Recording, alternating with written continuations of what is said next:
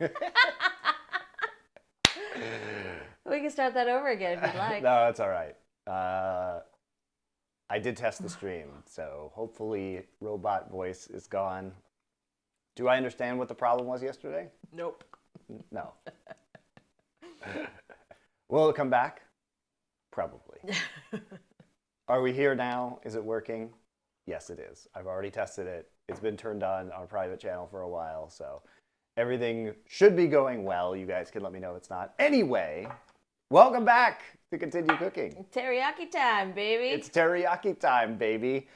We've got 2 different chicken teriyaki recipes today, and we'll do some miso soup. It is very simple, very easy Japanese food. Ooh, where should you submit the photos of said food after you've made it? Tag myself and Continue Cooking, please. On what? On your social media of choice. Ooh. Twitter's probably the easiest way to do it. Twitter? Or Instagram. Is the sound okay? I think so. Everyone says God bless. So I'm hoping. Oh, slew on you. Did you end up cooking it last night, or are you going to wait for us today? And they say, OMG, audio sounds amazing. Oh, good. Yay! I mean, we have the right technology for the audio. Gotta say that. The question is whether it works day to day or not. Thank you for all of your prayers that you guys did last night. And your Prime subs. And your Prime subs, that's what helps. Prime subs actually fix audio problems, guys, and they ensure they never happen again.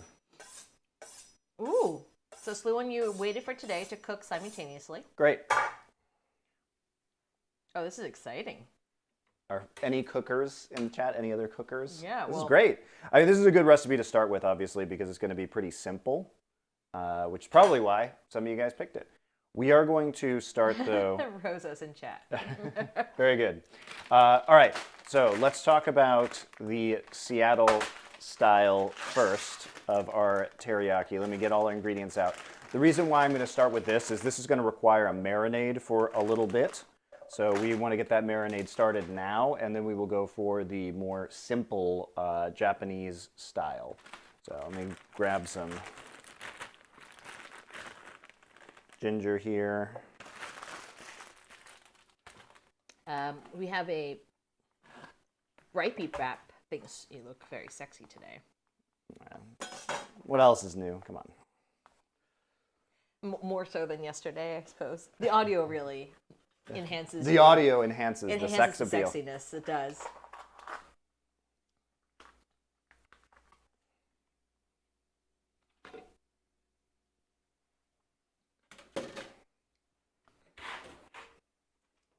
All right. So what you got out? I'm getting out all the ingredients for the marinade that we are about to make.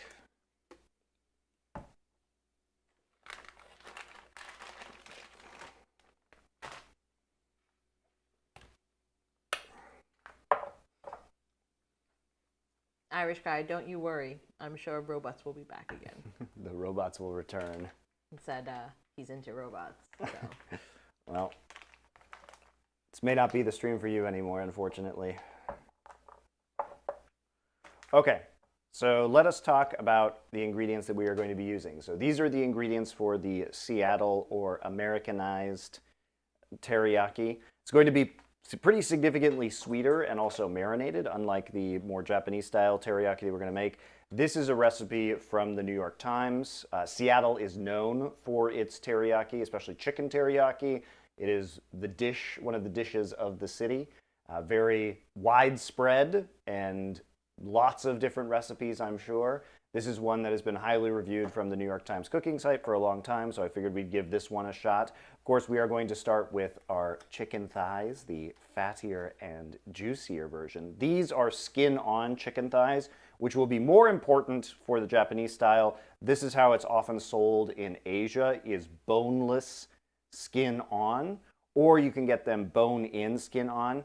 I have yet to see, while I have been in Korea, a boneless, skinless chicken thigh. We will remove the skin, however. That is something that we will be doing to make this a little bit more American style. Remove some of the fat, obviously, but chicken skin is delicious. thighs. We are going to be making a marinade for these thighs out of the garlic here, some ginger that we will be grating. We have pineapple juice, and the pineapple juice adds both sugar and flavor and has active ingredients that are going to soften the surface of the meat and tenderize it in the marinade. Pineapple is a pretty aggressive marinade ingredient, so usually you don't want to leave it too long. This is soy sauce. This is Korean soy sauce. You can use any soy sauce. As Japanese people will tell you, all soy sauces are exactly the same. And no Japanese person will ever get mad about me saying that.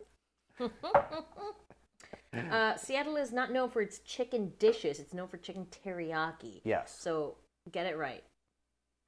Okay, so moving on, we have cinnamon. Use a cinnamon stick. I'm going to use some ground cinnamon because I don't have cinnamon sticks. That will be a story. She's laughing because it's a funny story about why we don't have cinnamon sticks. We have granulated white sugar. We have, of course, brown sugar here for you guys. And we have some cornstarch to use as a thickening agent for our sauce. These are the ingredients we'll be using. Almost all of them, except for the cornstarch and the chicken, we are going to use right away to create this marinade. We do need to heat it up to make sure all of the sugar is dissolved, but this will be pretty easy overall. So let me go ahead and start by doing our favorite thing, which is preparing ginger. Yay! So grab a spoon. Grab yourself a spoon. Peel yourself some ginger. We do need 2 tablespoons of this, so it's quite a bit. I'm really going to have to go crazy with the spoon right now. Enjoy. Spoon craziness. The purpose of this stream is really just to tilt people about their foods by saying things like all Japanese people think that there's only one kind of soy sauce. Or the queso de Mexico, which is the shredded cheese. Mexican cheese. The shredded Mexican cheese from Costco is the official cheese of Mexico. It's the official cheese of our house. I know that. Whoa. If you're not making people mad on the internet, what are you really doing?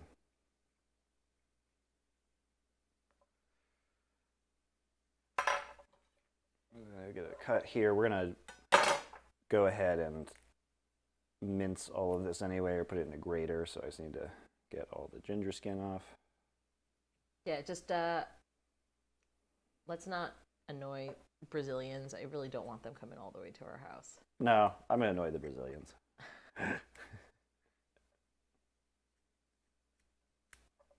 Chicken enchilada stream when? Well, okay, we don't have... I can do chicken You think enchiladas so? here. Yeah, it should be pretty easy. Without an oven? Well, I can use the oven that we have. It's not going to require complicated oven features. I just need a baking dish that can go inside said oven. But yeah, it should be possible. The problem, guys, is the oven instructions are in Korean, so I need to figure out how the oven works. And then we can do some oven things, as long as they aren't too big. Chicken enchiladas. Do you miss the chicken enchiladas? I do. The Christmas sauce. Oh, you want New Mexican style Yeah. chicken enchiladas? All right, well, we can. That might be a little tricky, Susie, because that will require me to find things like tomatillos, and that. Well, there you go, Rosa. Here's your calling. We need you to be a mule. No, do not bring agricultural products into Korea. Do not do that. No. What about the sauces that we got from New Mexico? Oh yeah. I need you to stop by New Mexico and go to a restaurant called The Shed in Santa Fe. I found I can buy a kilogram of canned tomatillos here. Are they good? Who knows? We will let you know. Blue corn tortillas. Blue corn tortillas would be fire. I can definitely get some. Can we get some here? Blue masa here. I could make tortillas here. Can I get them pre-made? No. Lutch Outsider. Oh yes, welcome back. Says I'm with the flu, but Monty and Susie's cooking stream will cheer me up. Welcome back. feel better.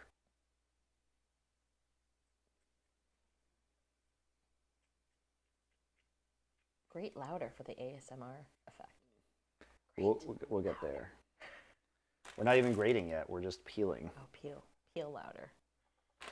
We'll get. Do you guys want crotch shot of the peeling?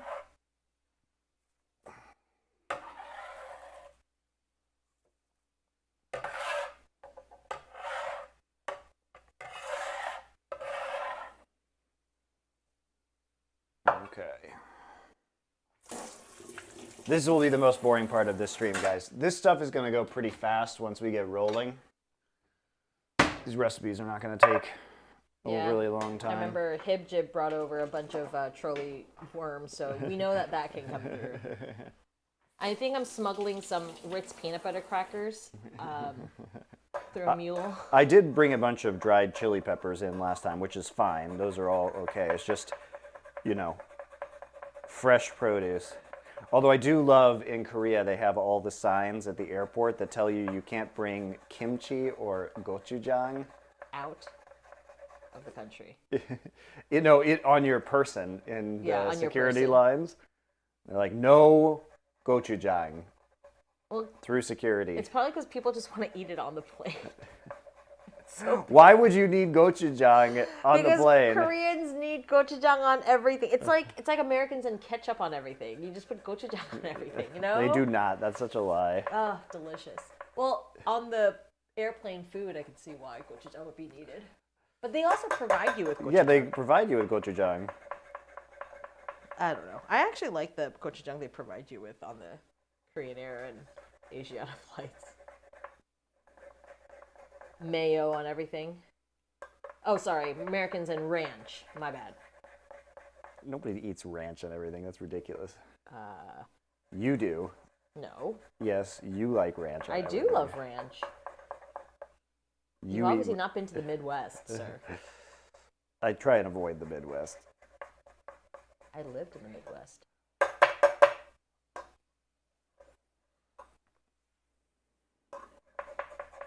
How about that? Whoa. All right, so we're just going to grate 2 tablespoons of the ginger. Archie, it's just me.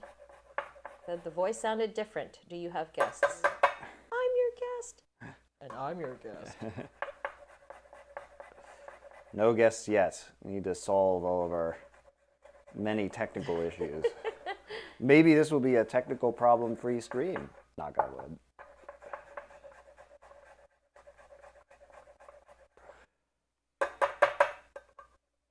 This will be the most boring part of this stream, guys. So, sorry. I also hate grating ginger. One of my least favorite cooking things to do. What if we circle through with all the fun?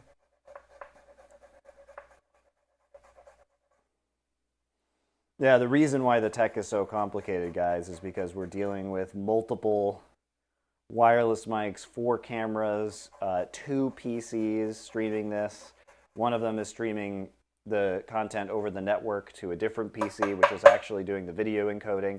And the reason why it's important to do things this way is because if I actually have it hooked up to my desktop PC as opposed to streaming off the laptop, what this enables us to do is to do recipes that have longer preparation times, especially those long simmering times. And from there, we'll be able to do things like play games on stream while we wait for that to complete. So it will allow us to do some really cool stuff. Hey, Mateus. Mateus has joined the party. Congrats on your new job, whatever it is. I like your teasers. I thought you would die as a part of Cloud9. That's what I thought too, 100%. He would actually just become a Cloud9 cloud and like loom over the team forever. Yeah, we're making chicken teriyaki for you, so get on a plane and come here. Matthias, what Brazilian foods should I make? That's the real question. And what can Monty do to piss off a bunch of Brazilians? I mean, literally anything. I could do anything, and it would make them angry. I'm pretty sure my existence makes some Brazilian fans angry.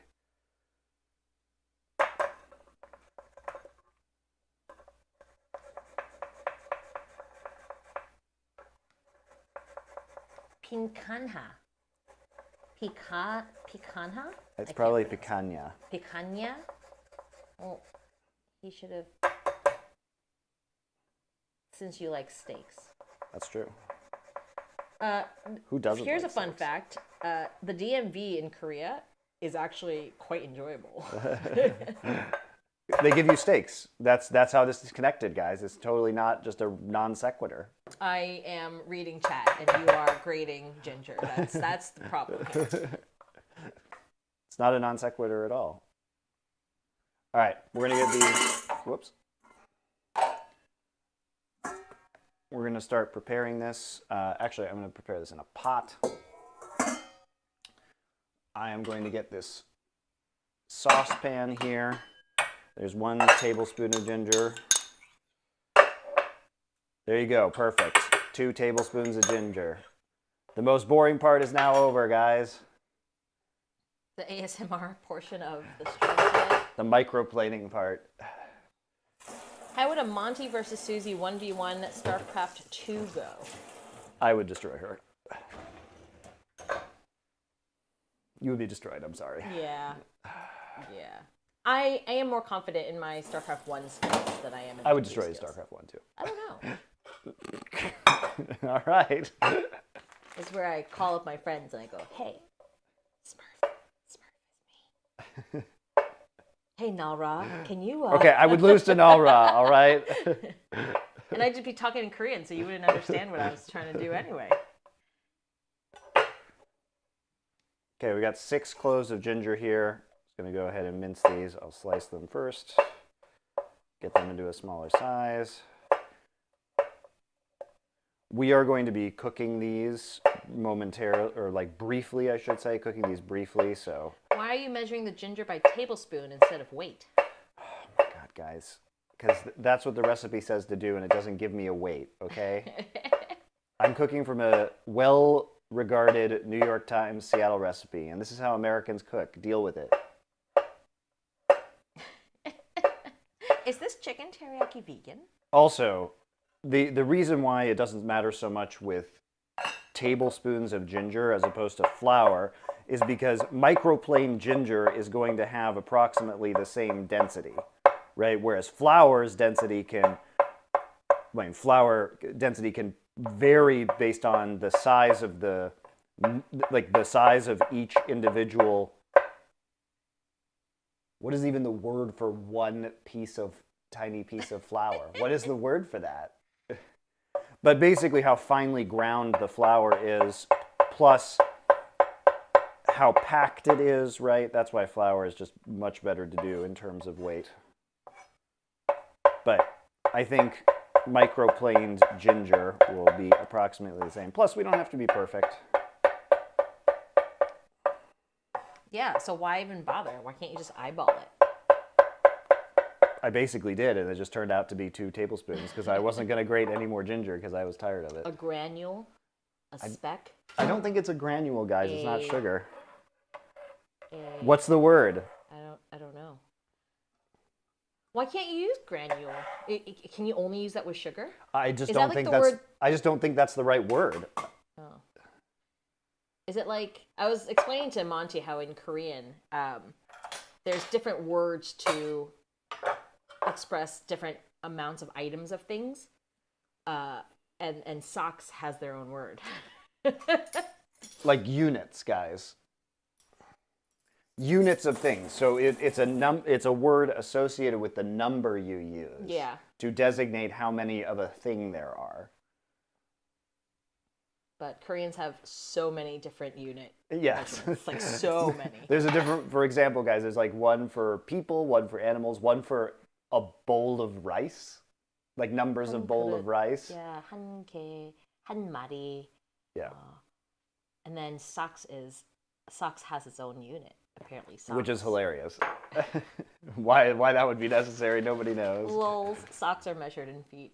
That actually did make That's funny. Okay, so we're going to do, this is going to be a lot of sugar, guys. It's a cup of sugar. Oh, God. And you might think, wow, this is like a baking recipe. We're not going to be, we're not going to be using all of this. Like, this is going to be in the marinade, and the sugar is going to help tenderize the chicken. But also, we're going to be turning this into a sauce later, so you can use as much or as little of the sauce as you like, optionally. So you don't have to actually use all of that, because it's quite a bit of sugar. Basically the whole bag. Is remaining. And if that looks like a lot of sugar, just remember that all baked goods you eat have that much sugar in them, and think twice about your choices.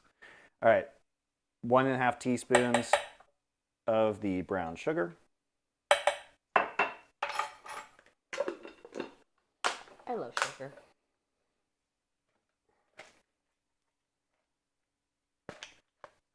We're going to add a 1/4 teaspoon of black pepper. I'm just going to eyeball it. Give it a few turns off of the old pepper mill here. I can always add more later if I feel like that is necessary.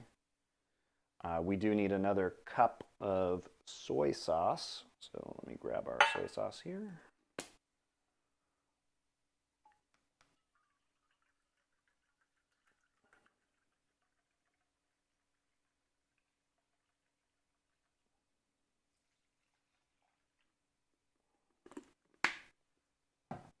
And this is also going to make a lot of sauce because we are going to be using this for 8 chicken thighs. Gonna open my, this is why in our bulgogi recipe we were talking about only using, only letting it sit there for a little bit of time. I'm gonna go ahead and heat this up. F. The amount of sugar overloaded the stream. Offline. Is YouTube online? No, yes, YouTube is back online. I'm not dropping frames. What? Oh, we're back? Are we back, guys?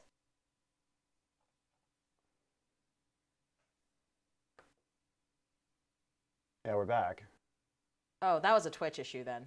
I didn't drop any frames on the encoding, so that must have been a Twitch thing. That must have been a Twitch thing. We didn't lose anything from the YouTube stream, and I didn't drop any frames, so the connection to Twitch was fine the whole time. I have no idea what that was, guys. That was weird.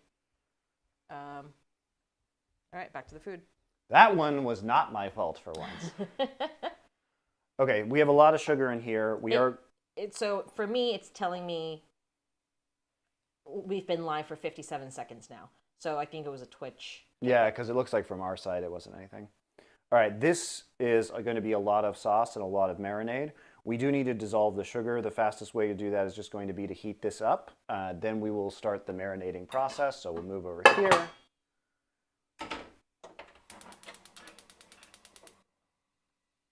It's not like we have to boil or simmer this for a while. We're just going to try and whisk the sugar.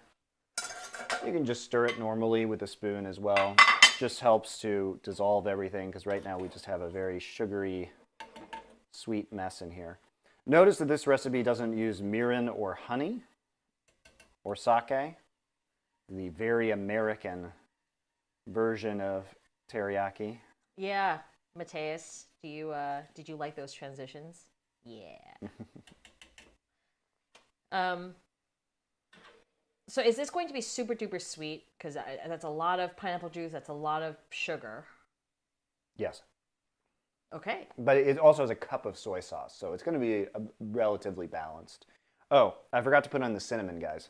Woohoo! We got a subscription. Hooray! From Rosa. Thank you, Rosa. All right, so hope you're doing well. Watching the... So I would put a stick of cinnamon in here normally.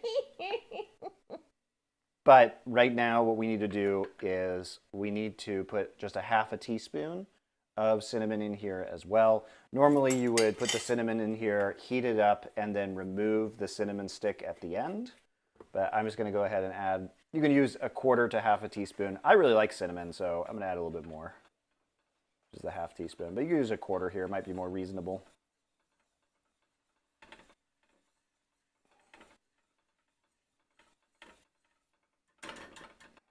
We'll give that a moment. So the reason why Susie's laughing is because I ordered cinnamon online. I ordered cinnamon sticks from the Coupon, which is the Korean equivalent of Amazon. And this is what they sent me. Just like a whole ass cinnamon tree. Look at this.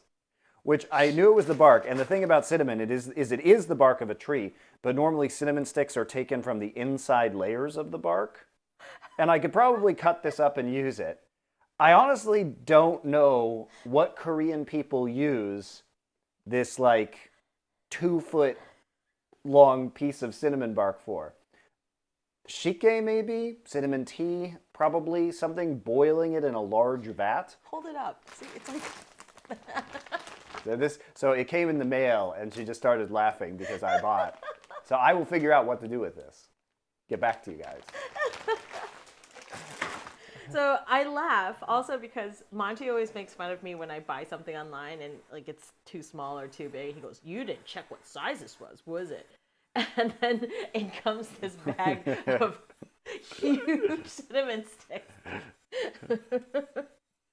So if you know what to do with an actual cinnamon tree, let me know, because I don't.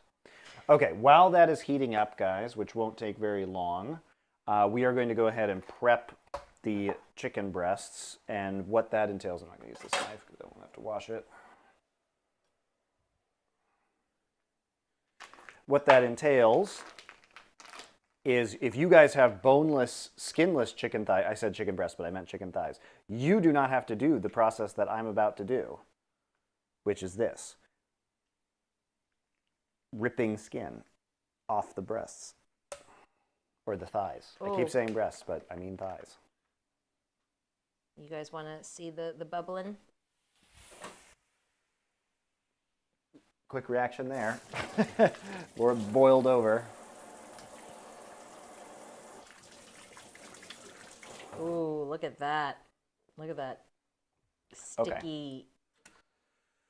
So what we want is to make sure that all of the sugar is very well dissolved here,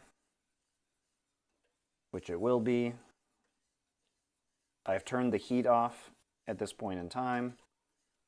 You just need to get it hot enough to dissolve the sugar. I can't really feel any of the granules with the whisk right now, so it should be pretty good to go. I'm going to let it cool down a little bit. We don't want it cooking the chicken. All right. What do you do with the skin once you peel it off? Throw it away. I'm sure you could fry it up. Look, if you wanted to, you could make yourself a little treat by crisping it up in a pan and eating it. That's probably pretty good. Pepper, yeah. We will have, I will show you how this works. I'm going to have, I'm going to use skin-on chicken thighs for the Japanese style version. And when we pan fry those, we'll get a nice sear on the chicken skin. It just depends. You could obviously just do this with the chicken skins on and it would be good, but I'm making this as American style as I can because boneless skin-on chicken thighs are difficult to get in America unless you go to an Asian market. Then you'll be able to get them because this is frequently how they're cooked in Asia is with the skin on.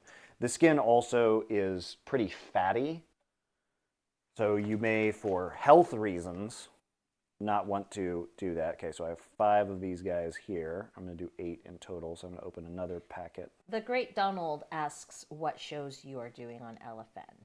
I am currently doing 2 TV and film shows, one of which is called Nerd Legion with Doa, where we review typically more modern stuff, or we're doing a marathon of every 1980s fantasy movie right now. We'll be doing an Andor episode next week, so that'll be fun.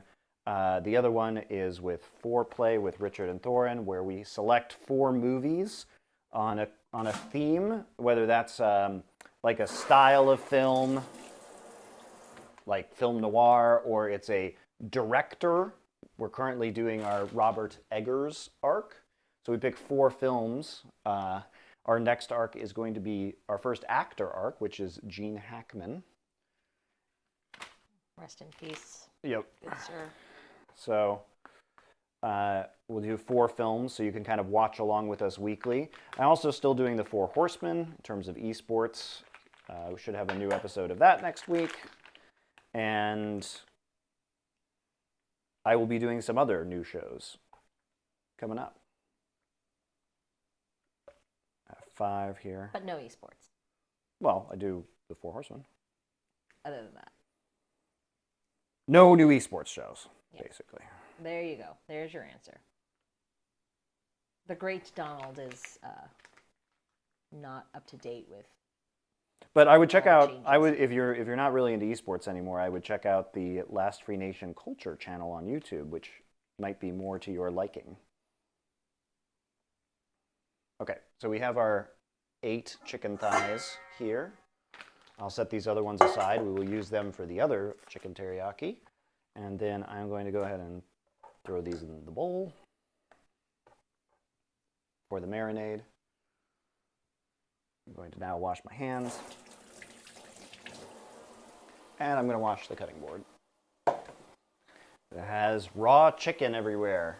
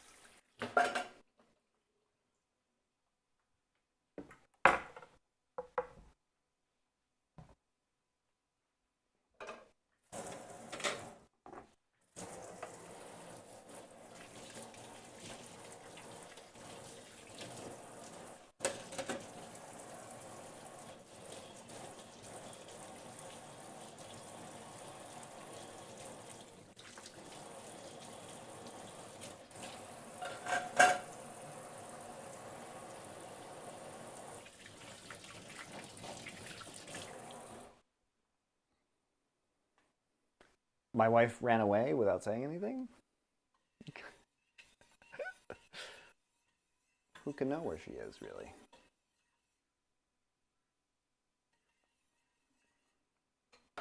All right, this marinade is still pretty hot.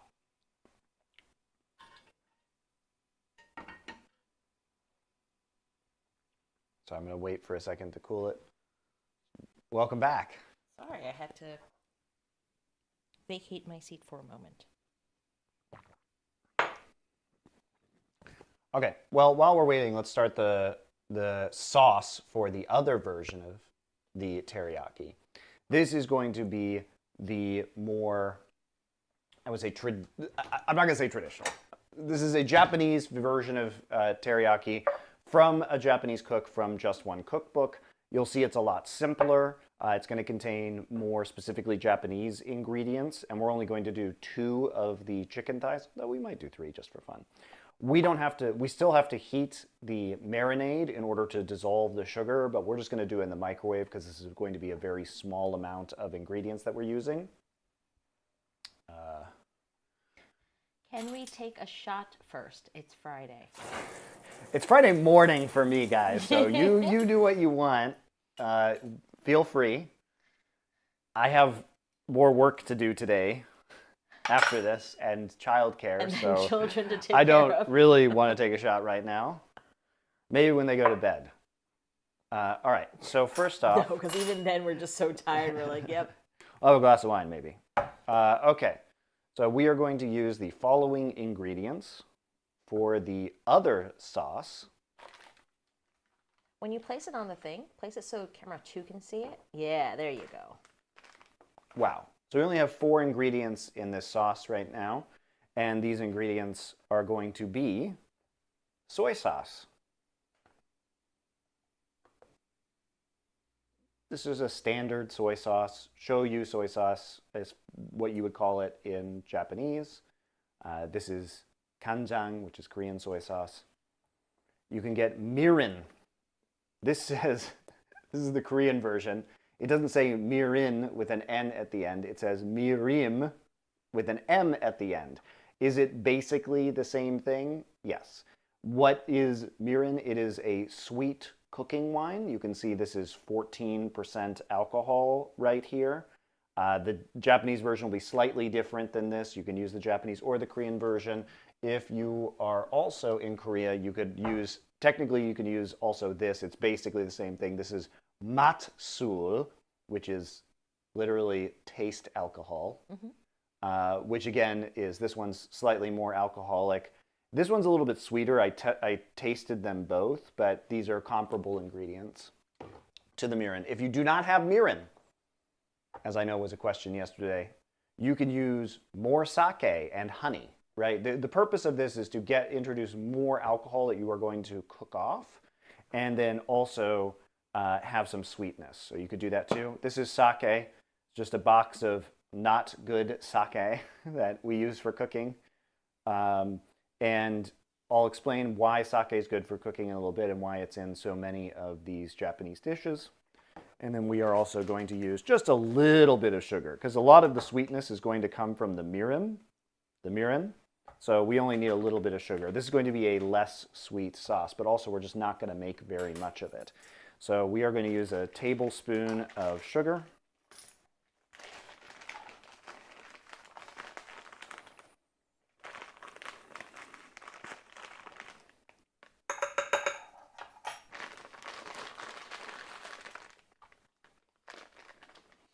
A tablespoon of sugar, and then 2 tablespoons, so equal parts of mirin, sake, and soy sauce. So 2 tablespoons of the soy sauce. I guess the Seattle sauce is like the teriyaki that we are used to, where it's fairly dark and... Yes, sweet. This will be much lighter. Yeah, so when you go to, you know, Whoops. What is that?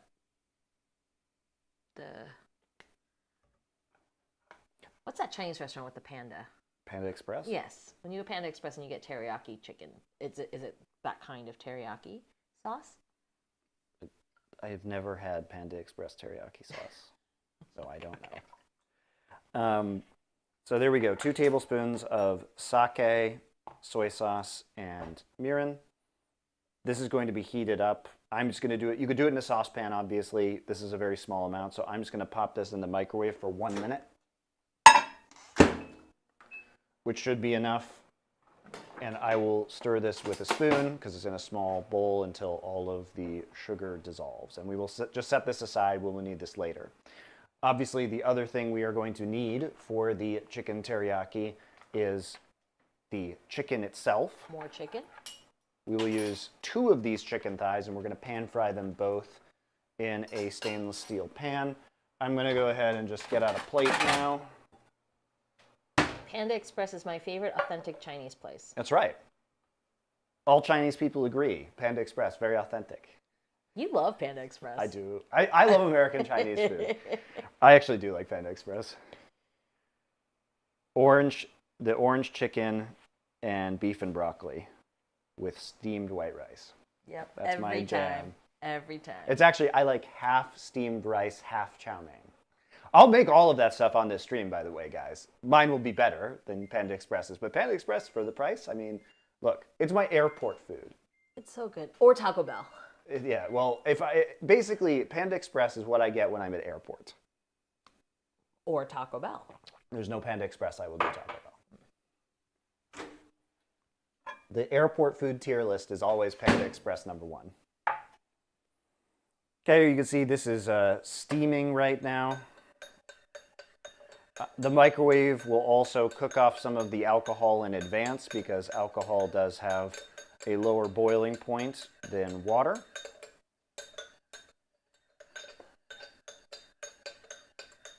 So I can still see some, you won't be able to see it, but I can see some sugar granules. They can if you bring the whole bowl up. I don't think you can, really? Can you see the granules? I can't see them anymore.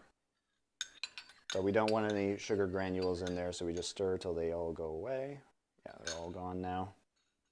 We'll give that another stir later.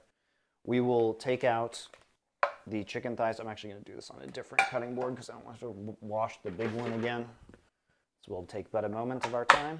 I'll put a cutting board on cutting boardception. Now this time, if you have the skin on chicken thighs, this is going to be an excellent time to use them. I'm just going to go ahead and use up all of the rest of this. You can do this with 2. I'm going to do this with 3. Chicken thighs, these look great. Skin on is really good because it's going to really sear the skin nicely, as you will see. First thing we're going to do is go ahead and flip these guys over, and we're going to make a series of cuts. So we're not going to flatten the chicken or tenderize it. We're going to not cut all the way through, but every couple centimeters or half an inch, we're going to, I guess a couple centimeters would be closer to an inch, but you get the point. We're going to just make some incisions, and the purpose behind this is to flatten it out when it cooks, so we have a nice even cook and a kind of evenly thick piece of meat.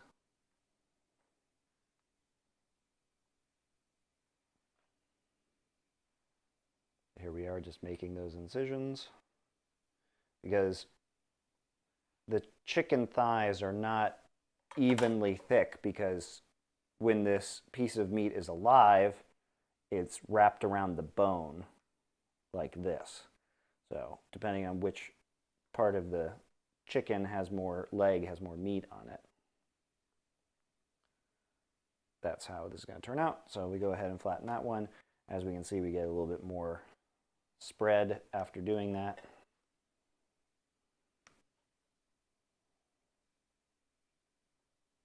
But again, we don't want to cut all the way through. Are you using thighs? Yes, these are thighs. I typically cook with chicken thighs because they have more fat and more flavor. So I really like cooking with chicken thighs. Sometimes I use chicken breast, but for a lot of recipes, I like to use thighs.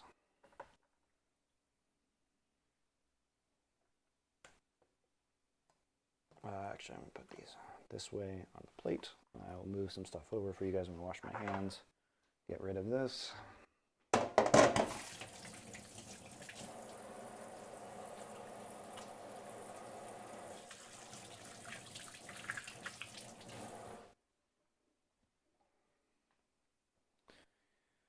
And I'm just going to season these with a little bit of salt and pepper.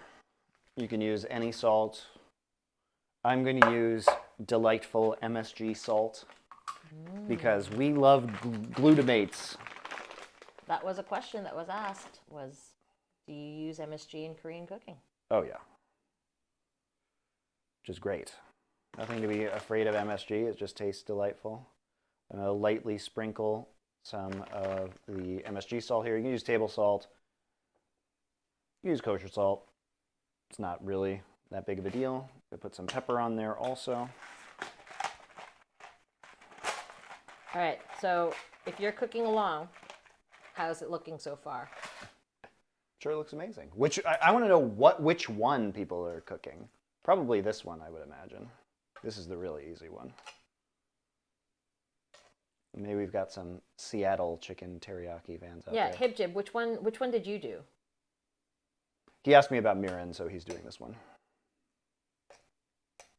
Ooh, pigs are coming in a minute. Woohoo!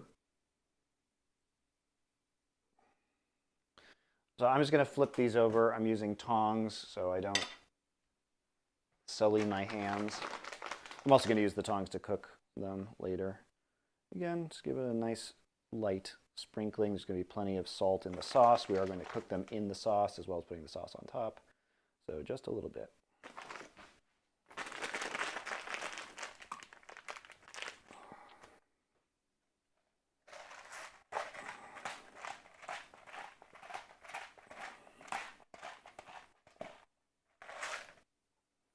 And we could just leave that to the side for a moment. I'll put it over here so it's nice and ready to cook when we're good to go.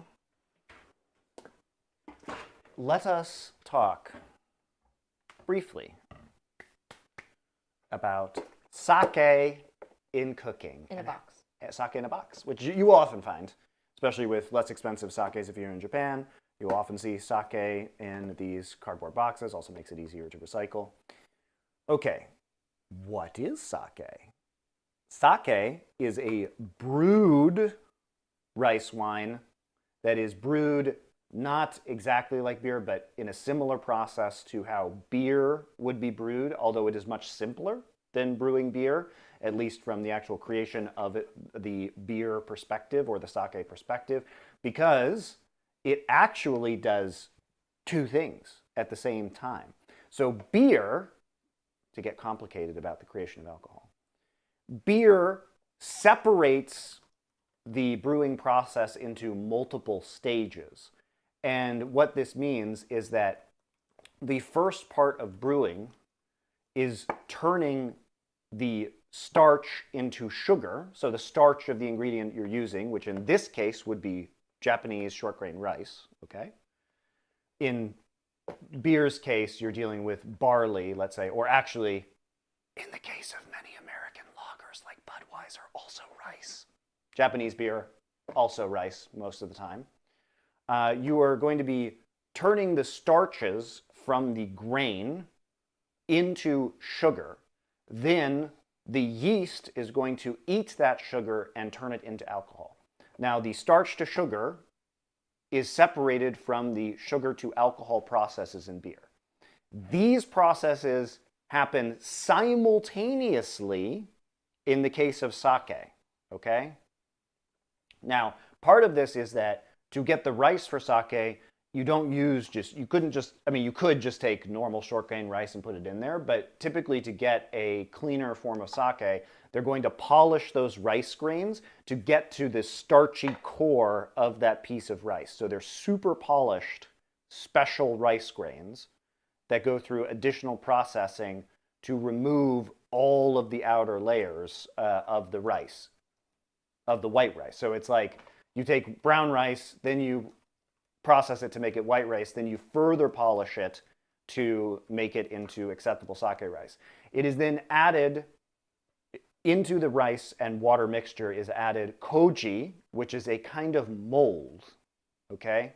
And that is part of the process that transforms the rice into the final alcohol stage. And then you have yeast in there also, right? So why is this important with sake? Well, the process of making sake creates a lot of what are called glutamates. So sake is filled with glutamates, and glutamates are what is in MSG. And glutamates create the umami flavor on your tongue. So the 5 tastes that people have are sweet, salty, bitter, sour, and umami, which is the kind of like meaty, satisfying taste that you get from things like Parmesan cheese. And this is loaded with these glutamates. By far, wine has a lot of glutamates as well, but sake has like by far the most glutamate. So it's really good for cooking because it's going to release a lot of umami flavor within the dish. Sake also is used to tenderize ingredients as well as to remove very fishy or porky scents and flavors to create a cleaner final dish with fish and pork dishes, okay? There's a lot of application. You will see so much sake used in Japanese cuisine as a result. It's a very useful tool, probably, even if you're not making Japanese cuisine. I used it on some fish last night that I was just pan frying to remove some of the fishy flavor, adds depth of flavor, adds a lot of umami. It's great stuff. And it's also cheap, and it lasts forever. Just put it in your fridge and let it sit there. So it's not really an excuse for not having sake. And if you don't have mirin, you can use the sake and add some honey or sugar with it, Yep. and then make mirin. That's right. So how did you like the sake lesson that you guys just received? It'll be on the test.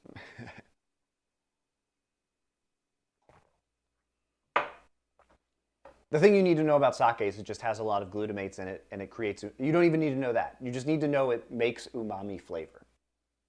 Is sake and soju different? Yes. So, all right, here we go, guys. Soju is distilled. Sake is brewed, okay? So there's an additional step. Soju is distilled like you would see a vodka or the awamori we talked about on the Okinawan food stream. How soju is made is that you start with a single fermentation of rice. And this is how you make what's called makgeolli, which is a Korean rice wine, which is sort of an unfiltered version of sake.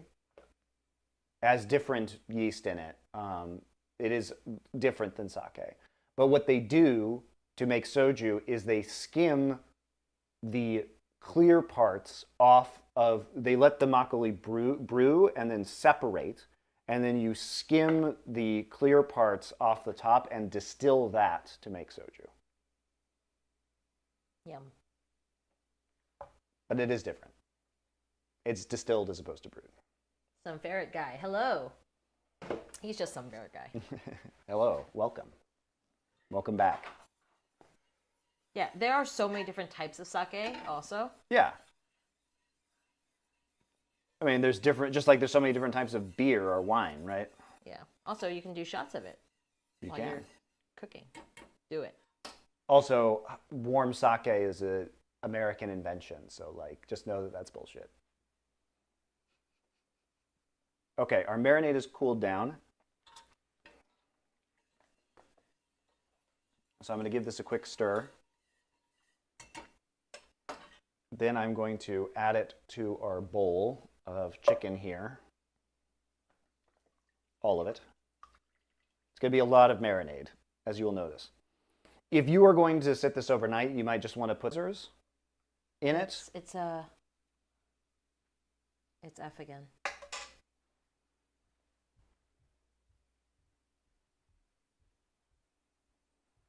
One moment, please. All right, now we're dropping frames. One moment, guys. Okay, YouTube is back.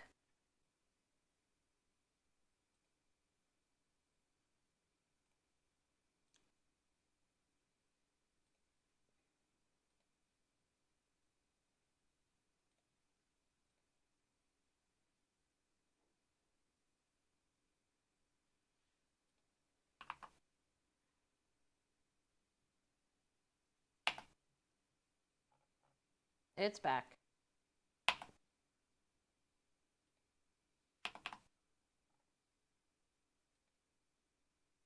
All right, sorry about that, guys.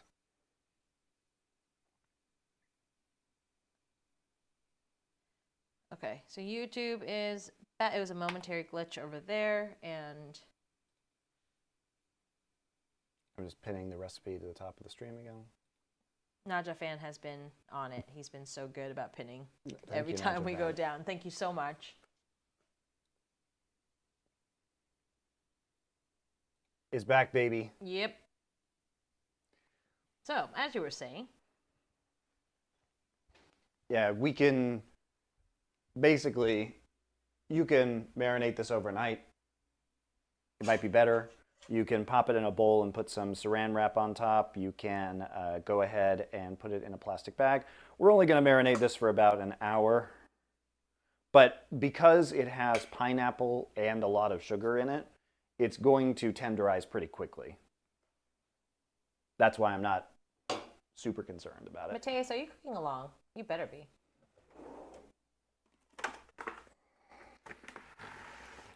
Has Mateus ever cooked? Oh, that's a good question.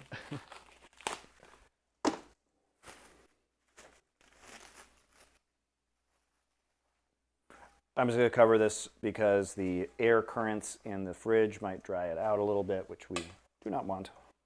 Also prevents stuff from potentially falling into it. Go ahead and cover that, and I will put it in the fridge for an hour. And we've got plenty of other stuff to do during that hour. We won't be sitting around like we have previously. Mistakes were made. We're learning here. We're learning together, guys. How does that make you feel? Okay, well, in the meantime, we can either finish cooking the first batch of chicken, or we can make some miso soup. What do you guys want to do?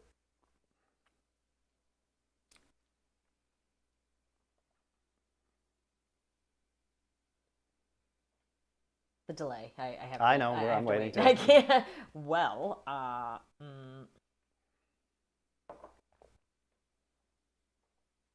miso was the first answer. Winner, winner. Ooh, welcome, Chess Me Out. First time in chat. Says, I'm really glad this is the first cooking stream I've ever seen on Twitch. Well, it's the best one, so prepare yourself for disappointment if you go elsewhere. Huge LFN and cooking and chess fan. Oh, great. Welcome. Hope you guys enjoy. We will be doing a lot this twice a week and releasing a lot of videos, so please head over to youtube.com/@continuecooking. Subscribe over there because that's where the edited videos will go up.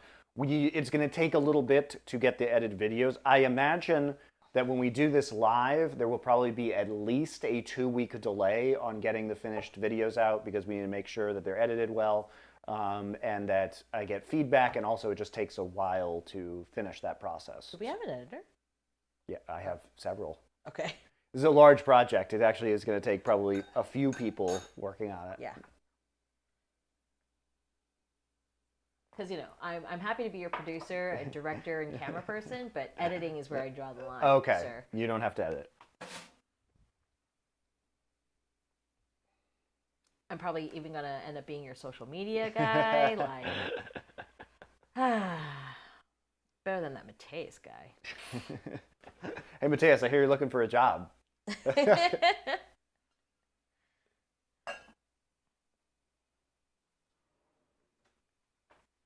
I don't even know if he's still in chat or not. He's left us. He's left. Goodbye. Mythical what was this? Mythical shake. With all of the cute little, what are these called? The bits?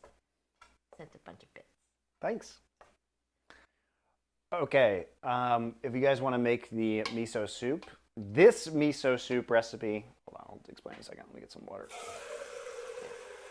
Najafan said he knows a guy in Sacramento who is currently pushing sake vinegar, hoping it catches on. He knows a bunch about sake. So if we're ever in Tahoe and we can go over to Sacramento, which sometimes we do. Yeah, sometimes we do actually. Or that drive train through museum was great there. Yeah, the train museum is baller in Sacramento. Okay, let's make some miso soup. This miso soup recipe is from J. Kenji Lopez Alt. He has a great cookbook called The Walk. Obviously, he's very famous for doing a lot of science-based experimentation around cooking. I'm a big fan of his. The reason why we're using his miso soup recipe is as follows, okay? So when we make dashi, which we've done before, dashi is the kind of fundamental building block of much of Japanese cuisine. It is a stock that is created from using some combination of kombu, which is kelp, and katsuobushi, which is bonito flakes, fish flakes from the skipjack tuna. Sometimes you just use one or the other. In this case, we'll be making one with both. Now, the way that dashi is typically created is that there is an initial, very light simmer, or not even simmer, just getting it up to temperature and then steeping of the ingredients that creates a very clear and light broth. This is called ichiban dashi, or first dashi. Now, those same ingredients are then used to boil more aggressively after you strain them out. So you would strain the katsuobushi and the kombu and then cook them a second time at a more aggressive boil or simmer. And this creates niban dashi, or second dashi. Now, second dashi is what is typically used for miso, and the first dashi is used for more delicate broths, okay?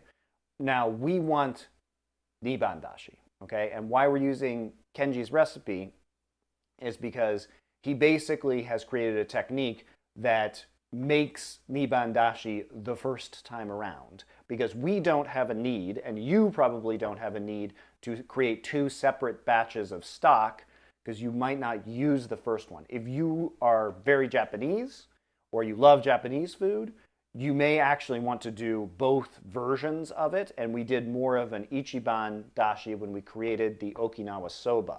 If you guys remember, back when we did that last week, earlier this week. I don't remember. Earlier this week we did that. And in that case, you'll notice, if you were paying attention to our dashi creation then, it was a very quick simmer on the katsuobushi, which made a clearer broth, okay? Now, the Niban dashi is typically used for miso soup. If you really like Japanese food, you can look up how to do both versions of that. Maximize your katsuobushi and your kombu without throwing them out. And then you can do it that way and have some Ichiban dashi in reserve for whatever you're going to use it for cooking. For our purposes, though, today we're not going to use that, and I'm going to show you a more practical way to do this if you are not saving a bunch of stock to create Japanese food. So the ingredients that we're using today are going to be pretty simple overall. Utilize two. I will utilize two. There for a reason. Oh my God.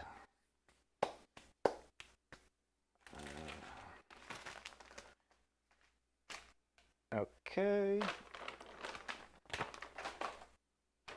So first things first, what we're going to do is we're going to make the dashi. And in order to make the dashi, we need the kombu. And that's what this is right here. In Korean, it is called dashima, which is this kelp, right? And it's going to come in big sheets of kelp that look like this. Okay, this is a giant sheet of kelp. Wow, from the ocean. Wow, wow. Oops, wrong way. Wow. As I've shown before, we are going to use the katsuobushi, which is the katsuobushi is the dried fish flakes from the skipjack tuna. This is the key ingredient of miso. It is miso paste. Okay? This is what is called awase miso. Now, awase miso means it's a mixture of red and white miso. You use whatever you want. If you want a stronger, saltier flavor, you may want to use the red miso. If you want a lighter flavor, you might want to use the white miso. If you want the nice bridge between the two, use the awase miso, which is what this is. This is what I'm going to be using today, but whatever miso paste you prefer can be used. And then we've got some ingredients to add later on. This is wakame, which is seaweed. It says miyok in Korean. It's the same stuff as wakame. This is cut seaweed, as you can see here in English. But this is called miyok. If you have wakame or miyok, either is usable. This is silken tofu. It took me a while to figure out which tofu in Korean this was, because obviously there's a lot of different kinds of tofu. It is called yeondubu in Korean. If you're cooking in Korea, it is yeondubu, the one that you want. Nice soft. It's a nice soft tofu. In English, if you were to go to an Asian market, this would be called silken tofu. These are just green onions, which we are going to be using just to toss into it at the end, because I love green onions. And also, we're going to be using 1.5 quarts or 1.5 liters of water. That is 6 cups of water, guys. So the first thing we're going to do is just, this is 4 cups, so I'll have to add a couple more cups into my pan here.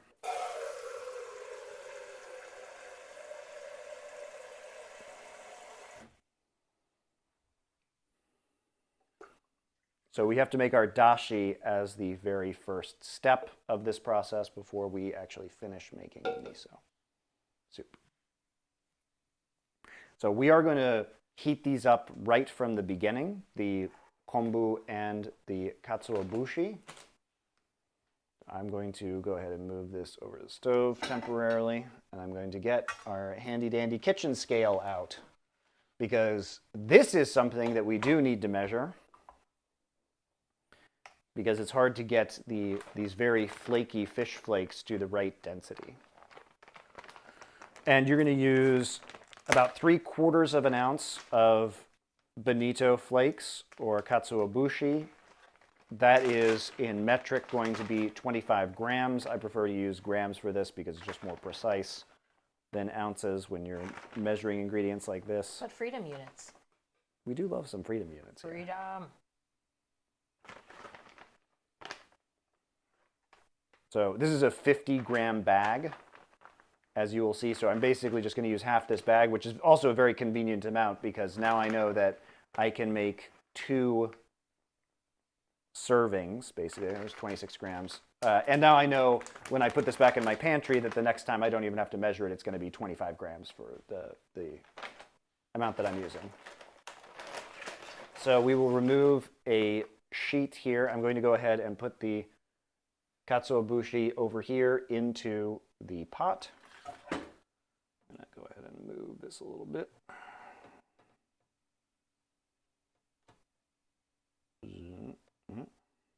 So we are going to boil this from cold, basically, and it will nicely melt in there. Ooh, pretty. Okay, so back to this. We're going to use 15 grams of the kombu. Kombu is very lightweight. So we're going to take this sheet. It should be, I'm going to guess, having done this before, it's probably going to be a piece about that big, based on measuring it from my hand. We're going to have to break it into a smaller piece just to fit it in there. Only 9 grams. It's okay. There we go. Perfect. Nailed it. First time. First time. Nobody saw the other one. First time. 15. I'm going to snap these in half a little bit just so they fit nicely into the pot. So I end up with these 4 pieces. This is what you will have. Go ahead and put these into the pot. And we do very much have to keep an eye on our dashi as I turn this on to high, because what we're going to try and do is we're going to boil it, but as soon as it starts to boil, we're going to reduce it to a very light simmer and cook it for 5 minutes. And then we are going to turn it off the heat, and then we are going to just let it steep there for a few more minutes. And we'll strain everything out, and then we will create the rest of the miso soup. Now, if you do not feel like making dashi, remember, dashi is an optional process, because you can get instant dashi from an Asian market or from Amazon. These are crystals, and it will tell you on the packaging how much to add. So you can entirely skip the dashi creation step of any Japanese food by using instant dashi. And that's totally okay, right? If you just want some miso soup, you can also just buy miso soup in a packet. And what is in those packets, by the way, the powder packets, is instant dashi and powdered miso. You can do that too, and just add your own tofu and green onions. That's the speed running way of doing it. I'm showing you how to make everything from scratch here. I do like dashi from scratch. It's very delicious. And the reason why these ingredients are used is because the kombu and seaweed does have a lot of umami flavor also. So we are creating an umami stock base.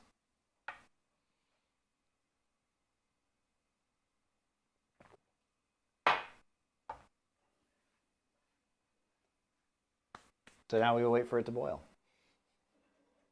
The most exciting times on this stream.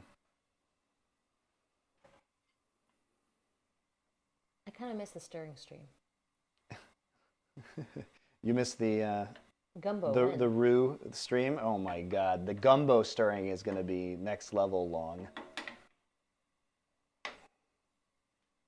Man, there's like 4 people who keep the 4 random people who join at different times commenting on how good you look today. Oh, thank you.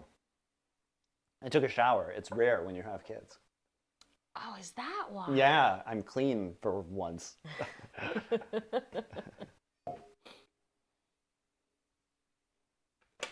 Use this time to YouTube is working. It's a different YouTube channel. It's the Continue Cooking YouTube channel. YouTube.com/@continue cooking, because I don't want to spam people with cooking stuff when they only want league stuff. When they want gaming stuff, yeah.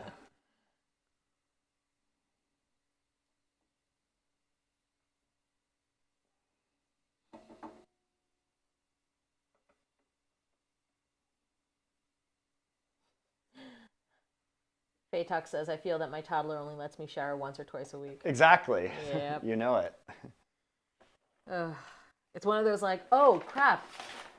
Do I have to step outside the house for longer than 10 minutes? Crap, I should shower.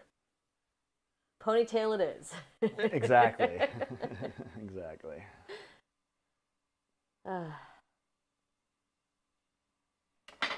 We don't need our whisk anymore. I guess having kids is a good excuse to be dirty. Just subbed. Thanks. Thanks, Keen Cole. Thank you. Yeah, we'll be putting all the content over there. The edited YouTube videos will also be going up there, so, and YouTube Shorts and everything else. We just haven't gotten that part of it yet. I just wanted to move the live stream over there a little bit earlier. Yeah, just get people used to that channel and not, like you said, spam all the gaming content people. But, you know, the great Donald earlier was saying he also is less interested in esports and more interested in other things. I think that's common among my followers who are becoming super old. We're all boomers. God, what's older than boomers? Because I think that's where I'm at. Dead people. Or we're just zombies.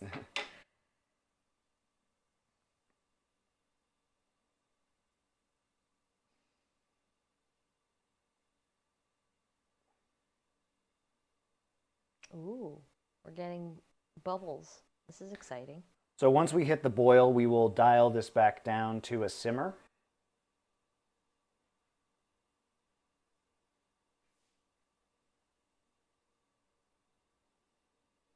Nasha fan, are we out of touch? I don't know. I don't know if I was ever in touch with anything.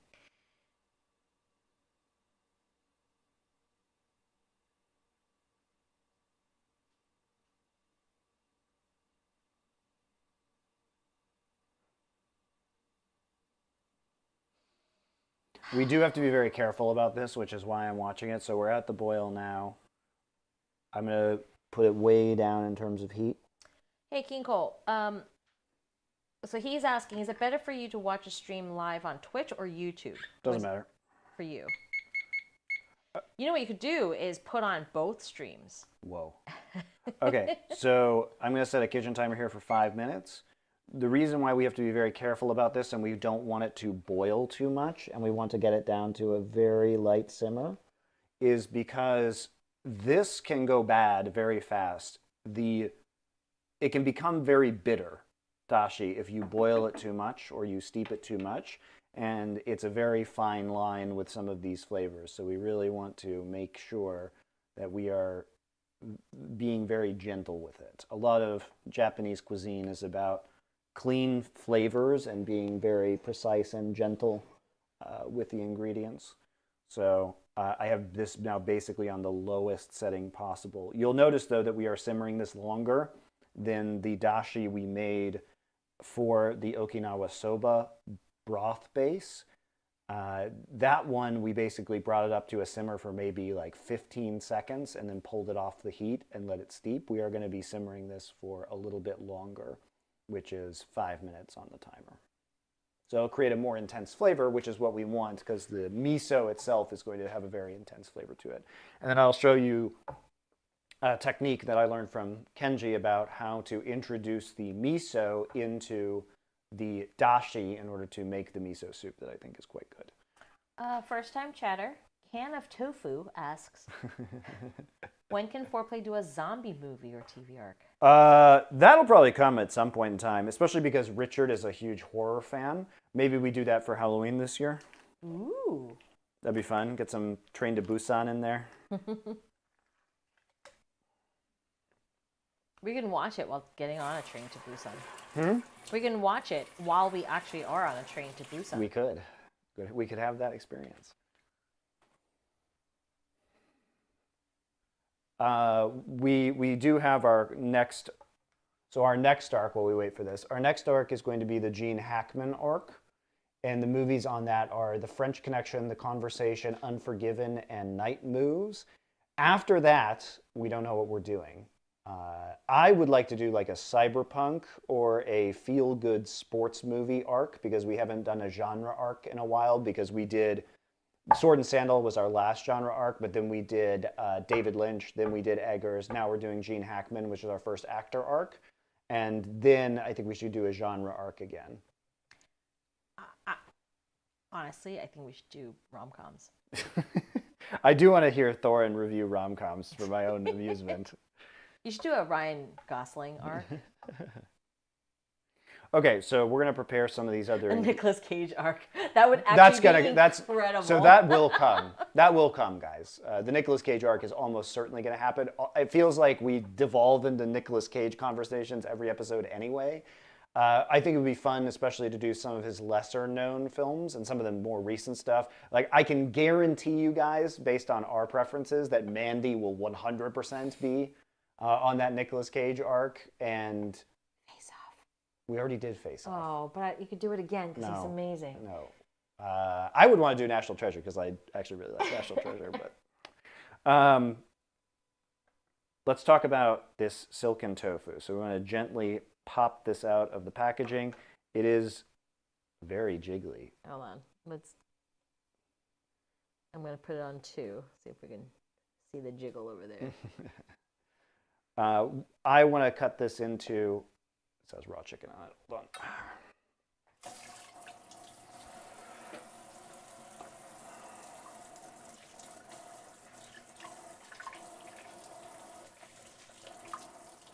Can you do a Keanu Reeves arc? That would be fun. Thorin and Richard might kill me. I like Keanu Reeves. You could do just John Wick 1, 2, 3, 4. Richard already said he doesn't like John Wick, so that would be fun. I would love to do that, though, because I would love to do... Speed. Speed would be good. Bill and Ted's Excellent Adventure, John Wick, Point Break. Yeah, those would all be... The Matrix. Those would all be fun. But The Matrix could come in a cyberpunk or a tech-noir arc. All right, so let us cut this into slices here. You don't want to make the tofu cubes too small because otherwise they will kind of fall apart, even though we are going to cook this very gently. So it also depends on how big you want your tofu slices or your tofu cubes. Seems like a pretty good size to me. I'm cutting this package into 8 tofu cubes. There's our dashi alarm. Dashi alarm. So we're going to turn off the heat now. The heat is completely off, and we're going to let this steep for a little bit longer. Give it one stir. And we return to our tofu cutting. The toppings you're going to put into the miso soup are just personal preference. You could put mushrooms in here. You could put like those little dried anchovies. I like mine. The fish cakes. Yeah, I like mine with the tofu and the green onions and the wakame. Speaking of the wakame, we're going to use 15 grams of the wakame. We're going to go ahead and rehydrate this real quick.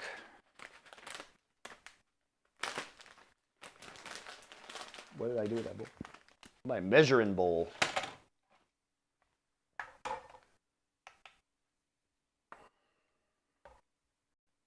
So go ahead and use half an ounce of this. Yes, Naja fan. If that's what you would like in your soup, lettuce, tomatoes, French fried potatoes, go for it. That is purely up to you.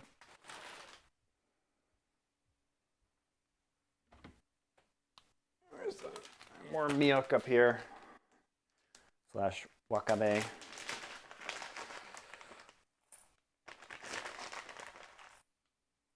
Oh, I'm getting Hunger Pangs again. Okay, so I am going to rehydrate this. You can rehydrate this directly into the miso, but I'm going to rehydrate it in advance, and all you have to do is put some water into it and we will squeeze it out. This is obviously an extra step, but the reason why I want to do it this way is because I'm only going to warm it up in the miso with the tofu at the very end. And I also want to cut this into smaller pieces before I put it in there because it's easier to do that when it's in a smaller bowl. So we will, as we like to say, aggressively scissor the seaweed. And we'll leave that maybe for 5 minutes. So at the same time we strain out the dashi, we'll go ahead and cut that into smaller pieces with kitchen shears. The kids also really like the aggressively scissored milk, so. It just makes it into smaller pieces. And I just like the same consistency to my miso soup. So I don't want larger pieces of seaweed in there with the smaller tofu cubes and then also the green onions, right? It's by preference. So if you put French fried potatoes in there, would you also cut them about the same size? Yes. Okay. Or dried or fresh mushrooms. Just going to move all my tofu into this here bowl. It's going to come apart just a little bit.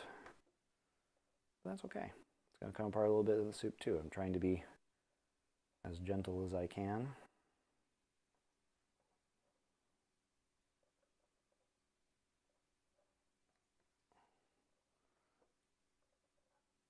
I like a lot of tofu in my miso, so I'm going to go ahead and add all of this. I have a piece right now. Oh, very nice.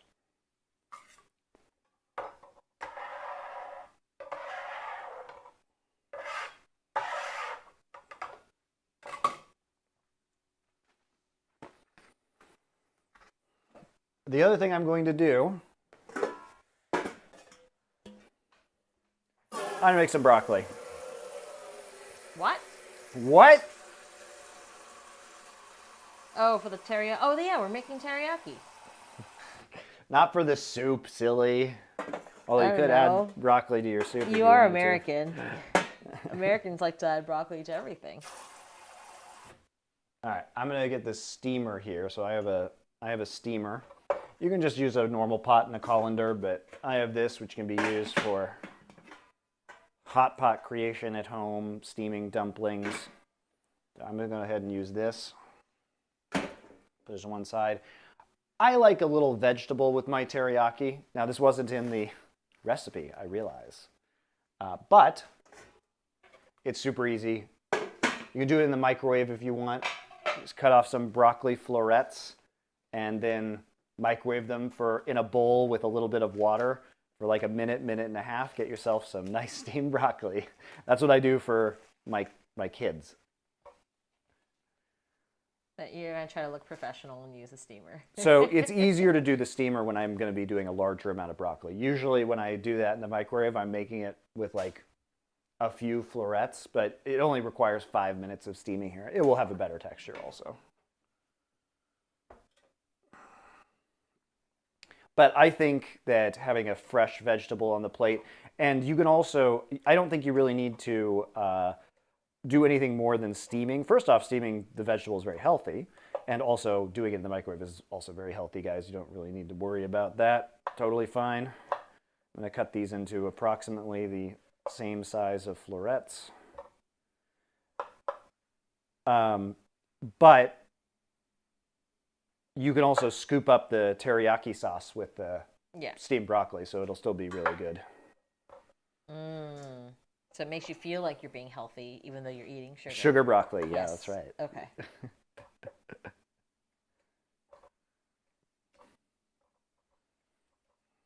But for presentation reasons, we're going to have the rice. We're going to serve both teriyakis with the white rice. But having something else on your plate, like broccoli or carrot, maybe I'll make some carrots. I have some carrots.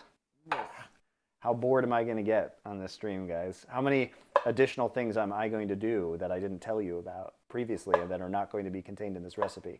Although I feel like if you're watching this and you can't figure out how to steam broccoli, you are a lost cause. So don't say that.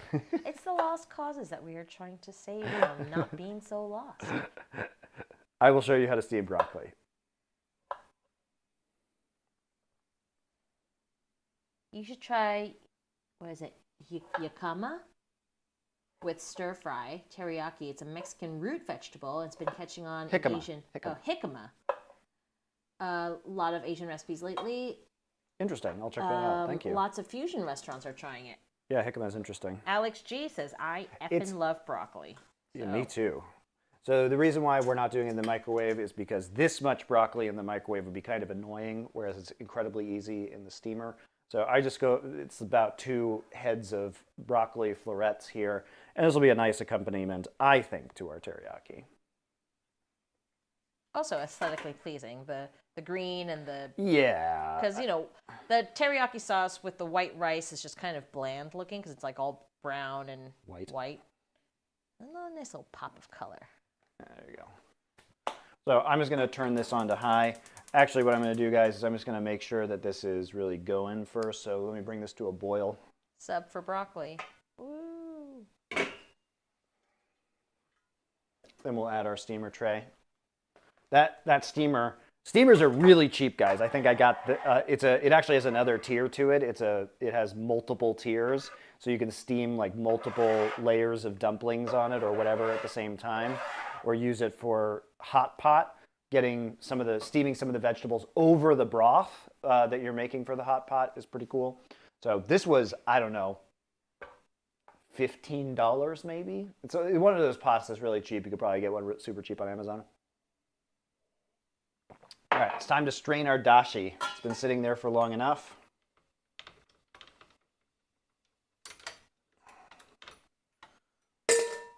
So for our miso soup,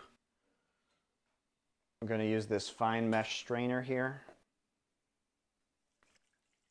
Strain out the kombu and the katsuo bushi. Again, you can save this if you want to make rice seasoning.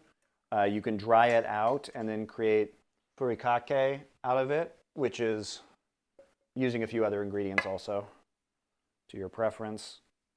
But for our purposes, we're just going to throw it away. The kombu will get kelpy and slippery and larger in size as it rehydrates. So get rid of that. Getting the rest of this in here, the rest of the katsuobushi, because it's retaining some of that moisture.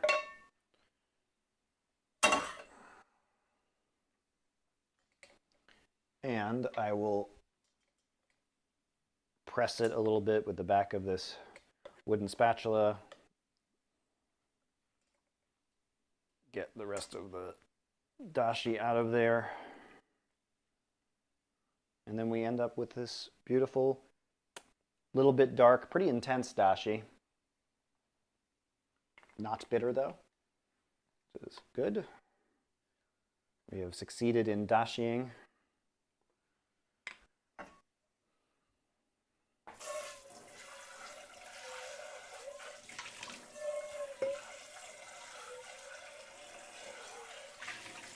This could be lunch or dinner. For us, it's lunch right now, but... Yeah, this is actually a very simple dinner, guys. The reason why this looks so complicated is because I'm doing like 4 things at the same time, which video editors love, by the way. But you could also make a whole lot of dashi and freeze it. Yes, for yes. next time you want to use it. For sure, too. that's a great idea. Or just use instant dashi. You don't have to do it the hard way. The fish flakes might make a good compost. Yeah, sure. Yes, definitely.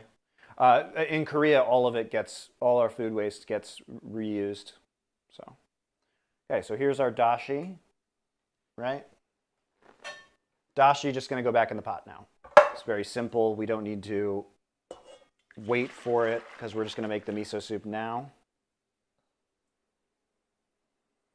Now that it's strained, dashi go back in pot. Yeah, you guys can save yourself like a good 30 minutes of this by just getting instant dashi. I mean, we're waiting for the other teriyaki to marinate anyway, Yeah. so it's not that big of a deal. Let's take a look at our miok again. Got my broccoli mess on the side here. Let's take a look at our miok again. So our miok, you can see, is now quite large. So it's going to come, even when it's already been pre-cut, it comes in these really big pieces, which it's hard to bite these because they're kind of long, right? You can see in relation to my hand, it's probably like 4 or 5 inches long. And so that's why we want to go ahead and cut these down to a smaller size. But before we do that, let's check out our pot over here. Let's make sure it's not too hot. This is in fact boiling now. So we're going to steam this broccoli. The camera. We're going to steam this broccoli in the steamer for 5 minutes. Should be enough. See, the steam is starting to come up here. I'll leave that alone. A nice little steamer. And back to our wakame / miok. I'm going to take these kitchen shears and begin the scissoring.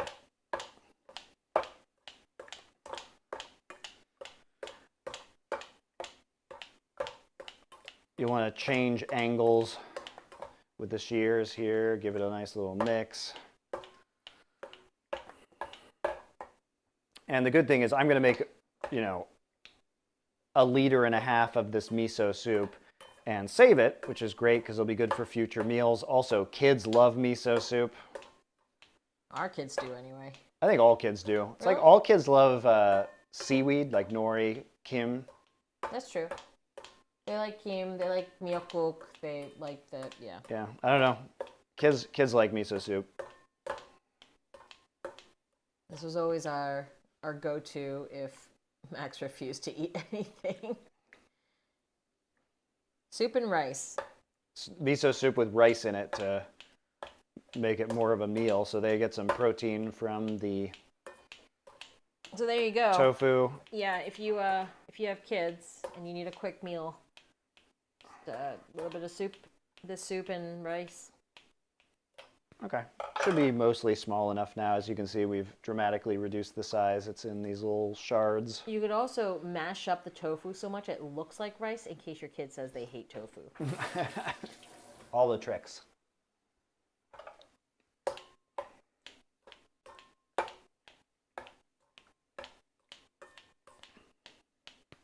So again, you don't have to add the wakame if you do not want to. I'm going to turn the dashi onto low. So again, we don't want to boil this. Maybe get it back up to a little bit of a simmer, but we're going to turn this on very low. We don't need to look at you anymore, broccoli.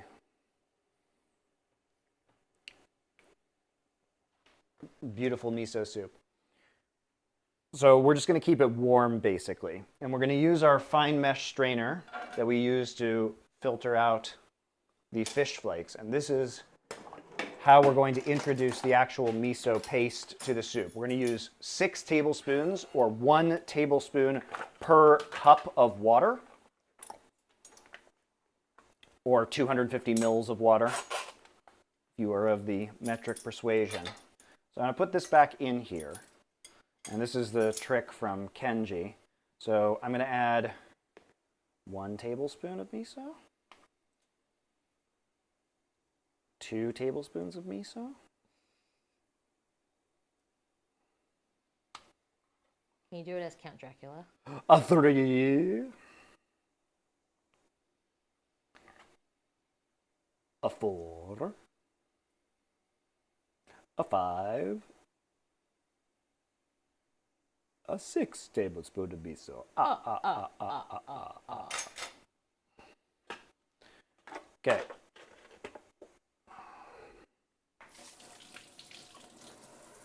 So why we're using the fine mesh strainer, and the technique is we want to make a really smooth broth of miso.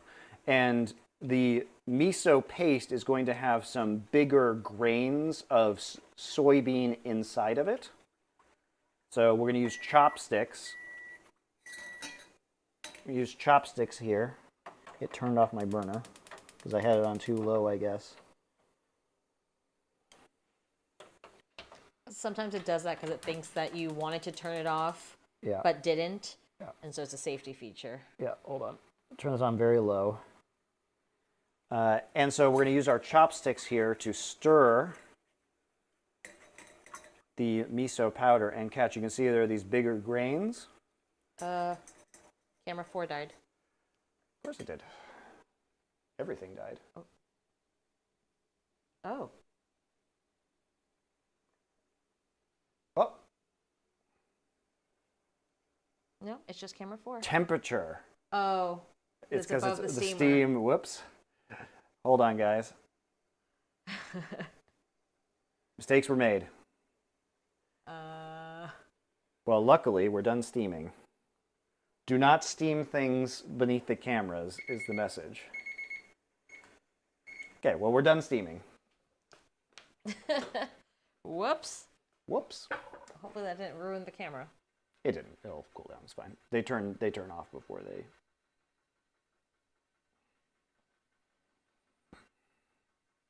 Time to refrigerate the phone.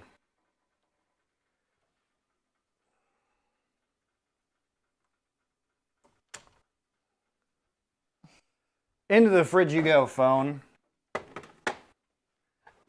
Okay, we're back. I'll do it over here instead. It does not actually need to be over the heat right now. It's fine. Okay, let me pull the steamer off real quick, guys, because we don't want it steamed anymore, probably. Let me just check this. Yes, that is nicely steamed. So I'm going to go ahead and cool this off, this broccoli. So here's what it looks like. Here's our broccoli. That overheated the camera. I'll pull that off. Move this off. Try not to spill boiling water on myself. Okay, so we just are going to continue to stir this. And this is what it's going to look like at the end. Is you're going to have these like bigger miso granules in here, and we're going to end up with a nice smooth miso soup.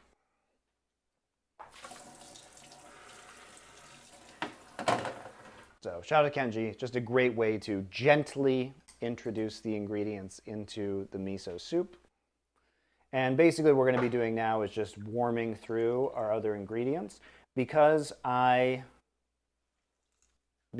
put the wakame I rehydrated in a different bowl, I don't want to introduce a bunch of water content, so I'm going to squeeze it prior to introducing it to the miso soup, because I don't want to add more water and dilute the dashi. It's very common if you're using miok or wakame. Go ahead and do that. And you'll see the water coming out of there. You end up with just a nice ball of chopped seaweed. We're not going to be able to get all of it out of here because it is slippery and elusive.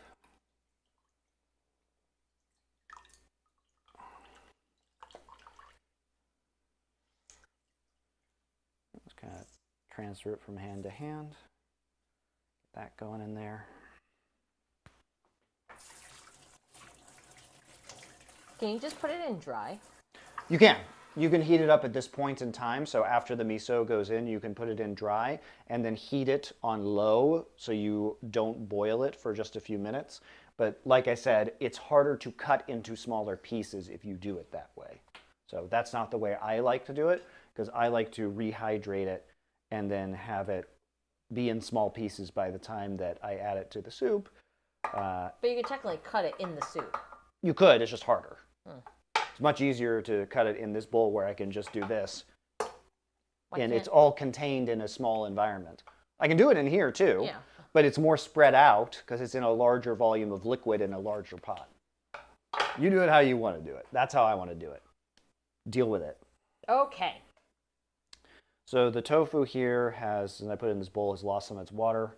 So I don't want to, again, I don't want to add a bunch of additional water. So I'm just going to drain the tofu slightly. And everything about this needs to be gentle from this point forward. Again, we're warming this up, so I'm going to return. Oh. There's no 4. Let's see if our 4 camera has decided to behave itself now that it's back. And we learned another lesson today. Do not put phone on top of steam. Which I feel like was obvious in retrospect, but, you know, we gotta learn the hard way here, apparently. What is a continued cooking stream without some technical difficulties?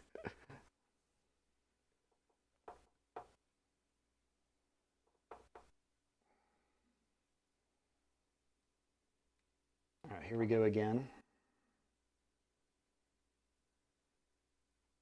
Have we resurrected camera 4? There it is.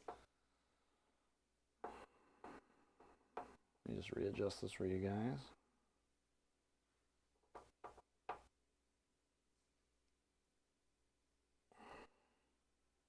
There. Beautiful.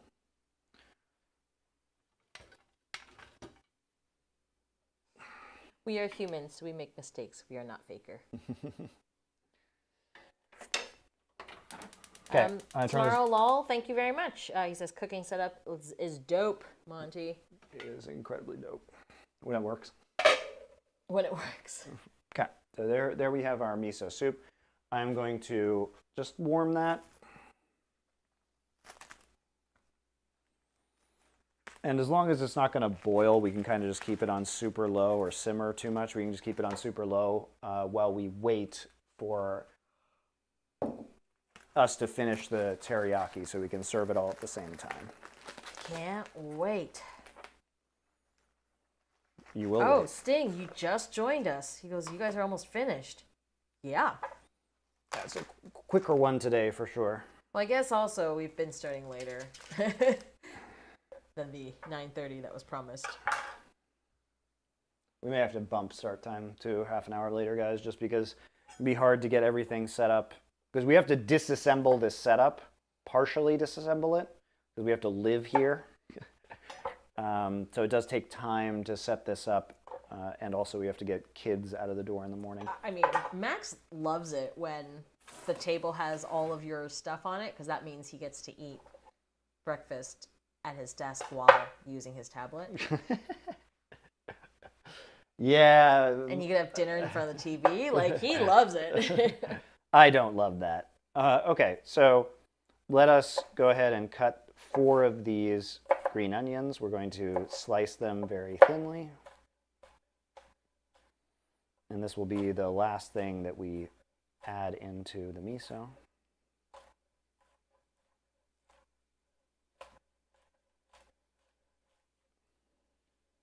We will add both the whites and the greens at the same time. I think this adds very nice character to miso soup. I'm indifferent, but I am extremely pro green onion. I know you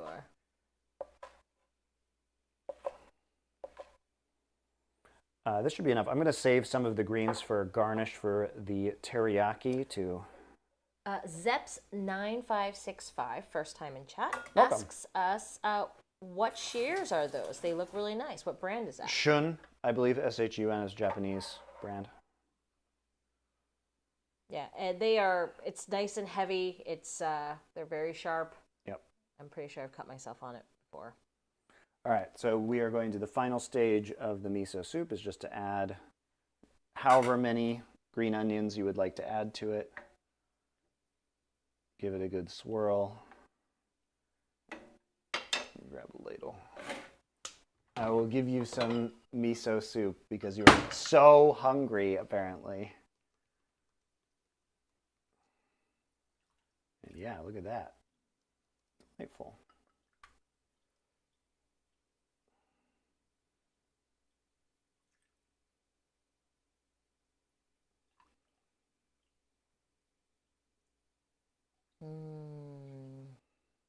This should be some great comfort food. Miso soup, just so good. That is excellent.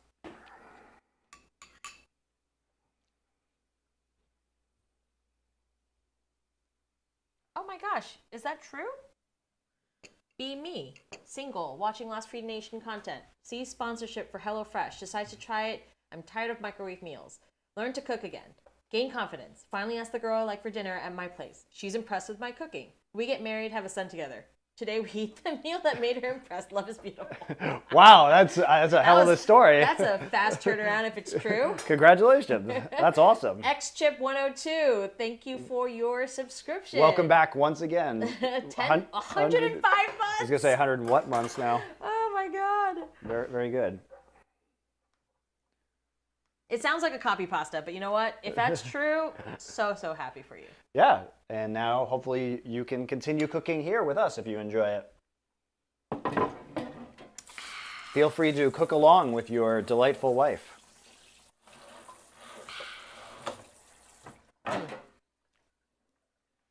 It's good. It's a little onion heavy, but... It's a little what? Onion heavy? Yes, the way it should be. Ugh. Can I have an extra plate so I can take the onions out? No. I like green onions in mine. Pick around it. Wow, the complaining has already begun, guys. Ugh, I hate onions. Imagine having a husband who cooks literally all your food from scratch for you and then still finding a way to whine. It's incredible. You should cook it the way I like. He said, it's true. My wife was asking what stream I'm watching for our next dinner meal. Oh my gosh. Seriously? That's cool. That is really cool. Well, congrats. That's awesome. Okay. Last Free Nation is helping people in ways you didn't even know.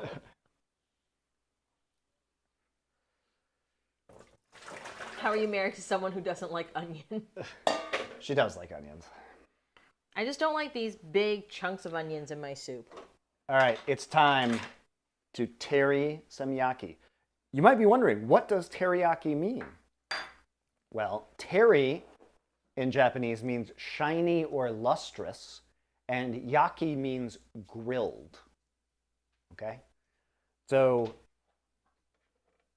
basically what we're doing is, like, for example, yakisoba, right, is the grilled or pan-fried noodles. What we're going to be doing is, for the Seattle-style teriyaki, we will be using a cast iron grill pan. For the purposes of this, we are just going to use a regular stainless steel pan to pan-fry the chicken. So the Japanese-style teriyaki is going to be done this way, in this big stainless steel pan. This is a 12-inch stainless steel pan. You could use a non-stick pan. You could use a cast iron pan. Here we go. Hey, Zeps, tell your onion, your onion, your wife. I feel her on the onion. Ugh. Blah. Blah. Okay. We're going to bring this up to medium-high. Oh, stream got to see me sneak a bowl so I can take out the onions. Sneak in a bowl. I think that has a different meaning in many parts of the world. She does, to be clear, she does not sneak a bowl in Korea. That would be very illegal. I don't even know what that means because I'm too old. So we'll go ahead and add a tablespoon of high heat vegetable oil. Here's canola oil, a little bit more. As we pan fry these chicken thighs. And the first part of it is just going to be getting a nice sear onto our thighs. There's a different meaning for that too. I don't think there is. I think there is.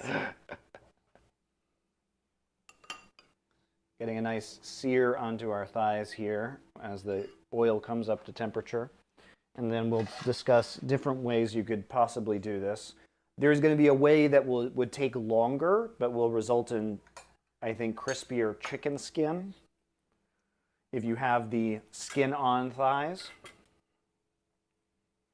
But there's also a more quick way to do this. And this is honestly just a super fast recipe, guys, because if you followed along earlier, we made the teriyaki sauce out of 4 ingredients and heated it in the microwave to dissolve the sugar.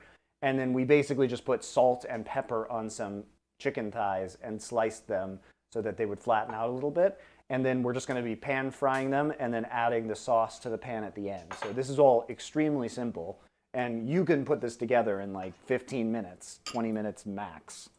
I've just been making the marinade for the other teriyaki, making the broccoli, making the miso soup from scratch, which has delayed this process. But you don't need to marinate this, so it can go really quickly if you want it to. It's going to create some level of splatter, obviously, as we pan fry this. So if you want to use a splatter guard, go ahead. I'm just going to let it splatter everywhere. I'll clean it up later. So we have right here our skin on. Now, if you don't have chicken skin, there's going to be the side that was around on the inside of the animal and then the side that was on the outside with the skin. You will want to take the smooth side, the side you did not cut earlier, and place that face down into the pan first.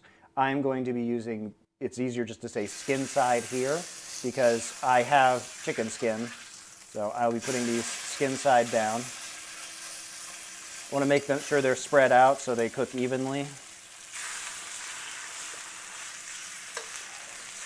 A little sticky. It will be a little bit sticky at first before they release from the pan later. You can just do the 2 chicken thighs. I'm doing 3 because I just had some leftover chicken thigh. I had a leftover chicken thigh.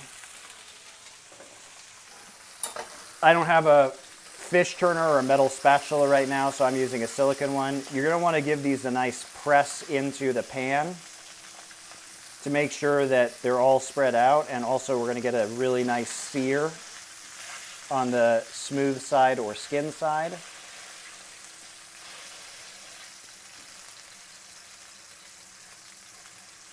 If you cook the skin side first, does the chicken distort less? It's mostly because we're going to be cooking on the skin side for longer, so we're going to get a better sear and crisp on that side. So there's 2 ways you can do this. I'm setting a timer for 5 minutes right now before I'll flip it. The recipe from Just One Cookbook, I think just for speed, says let's do it on medium-high for 5 minutes on this side, flip them, cover it to keep the heat in for 3 minutes, and then add the teriyaki sauce at the end. I think probably you could cook this for maybe 20 minutes on medium or medium-low on the skin side if you have the chicken skin on there. It's only good if you have the chicken skin on there. Because as you see right now in the pan, it is sizzling, okay? When it stops sizzling, the moisture will be gone. So what you could do is basically cook it on a lower temperature for 20 or 25 minutes. Wait till it stops sizzling and really only cook it on that one side, and it should cook all the way through. And what that should do is give you a very nice, super crispy skin. Then you flip it briefly, add the teriyaki sauce at the end. I'm not going to be doing that, but if you guys experiment with that and are successful, let me know. I'll do it next time I do this. But I'm just going to do it the fast way because probably a lot of you are not going to be cooking with skin on chicken, so it's irrelevant, right? So we'll do the 5 minutes, turn down the heat to low, flip, cover for 3 minutes, add the teriyaki sauce. And what we're going to be doing is reducing the teriyaki sauce within the pan. So we are going to deglaze it, get all those little brown bits, reduce this sauce. We're going to baste the chicken with it, which by that I mean spoon it over. And then we will reduce the sauce and add it at the end. So I'm going to go ahead and get a couple of plates right now so we can serve this.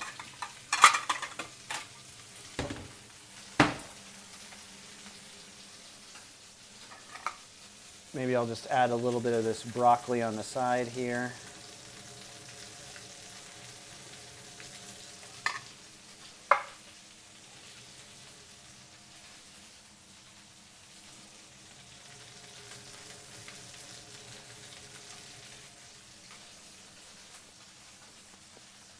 Broccoli's nice and cool now. I wish it was steamed a little bit less. Maybe 4 minutes would have been better, but it's still good. They look like googly eyes. So as we can see in the pan here, you'll see that we're getting this nice golden crust at the bottom. I don't know if you guys can see that. Enhance! You see the chicken is turning, the skin is turning nice and gold. If you have a metal spatula, like a thin metal spatula or a fish turner, it's going to be better to use that here. I haven't bought one since I have one in the States, but I haven't bought one here in Korea yet. So I don't have that. But if you did, it's going to be good for kind of keeping that skin intact.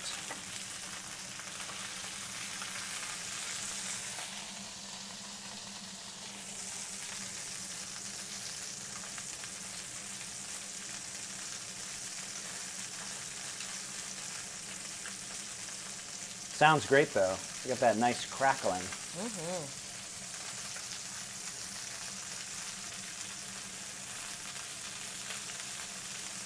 Minute and a half left on this, and then we'll flip it. Flip it. Also, because the chicken thighs are fattier, it's going to render off some of that fat there. So that's why you don't want to use too much oil, because you can already see there's going to be more liquid in there. Some of it's going to be water, which is why it's spitting right now and splattering a little bit, because the water is going to render out of the chicken a little bit, some of the moisture. But also we're going to get some nice chicken fat in there. And then when we deglaze the pan, you can see at the bottom there's browning there. So what's going to happen is, because we're adding sake to this, the alcohol and the mirin are both alcoholic. So the alcohol will vaporize first and deglaze and get all those little brown bits into the sauce, which will be delicious.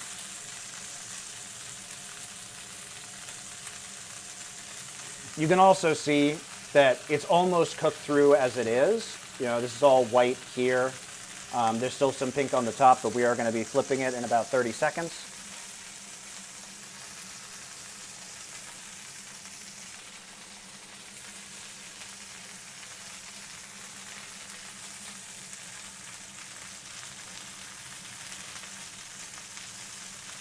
I'm going to attempt to not damage the skin too much when I flip these. The skin is the best part, honestly. It is very good. Definitely recommend. Okay, I'm going to turn this down to low. It's been 5 minutes, so I'm going to turn this way down. I'm going to try and separate this with the skin somewhat intact, if it'll let me. Again, metal spatula much better for this. We did it. Oh! One. Oh, yeah. There's one. There's two.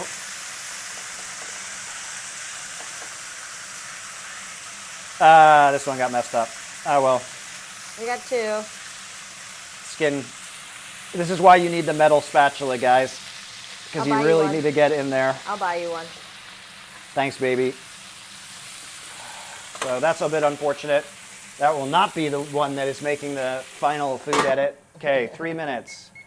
I'm actually going to do 2 minutes because we're going to baste this as well. So lid goes on, 2 minutes. Who are your favorite top 3 chefs of all time?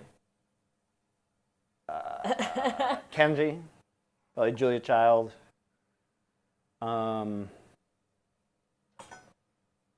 Justin Warner. Shout out to Justin. Shout out to Justin Warner. Ugh, more green onions. These are to make it pretty, Susie. Okay.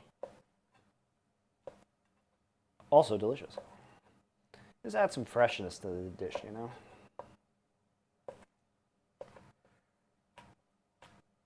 Julia, that documentary on her was fantastic. She's not documentary, the TV show. Oh, the TV show. Oh no, but was it a TV show? Yeah, it's about her. It's a fictional TV show on HBO. Oh well, anyway, that called was very Julia. good. It's great. Yeah, it was very, very good.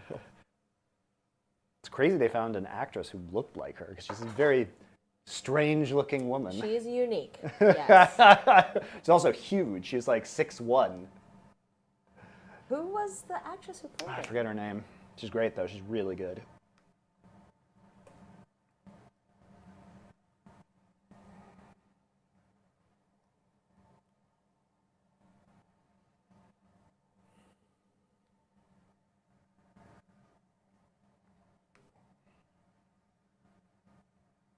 Sarah Lancashire.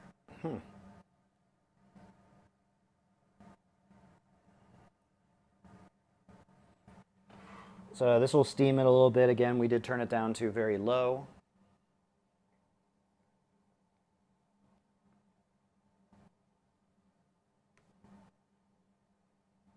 Yeah, she's a British actress. Cool. And the timer goes off. I put it for 2 minutes because it looked like it was getting pretty close to done anyway. I'm going to turn this back up to medium now, and we're going to add the teriyaki sauce that we made earlier. Here we go.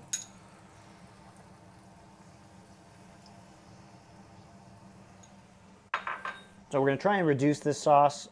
We just want to finish cooking the chicken in it a little bit. It'll start to bubble, and we'll just spoon it over to the side here, begin basting it with a spoon. Start to infuse that flavor. We do want this pan a little bit hotter. This is going to add some moisture and flavor into the final product.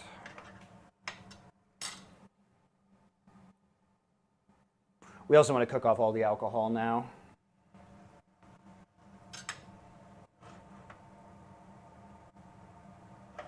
Enhance. Enhance.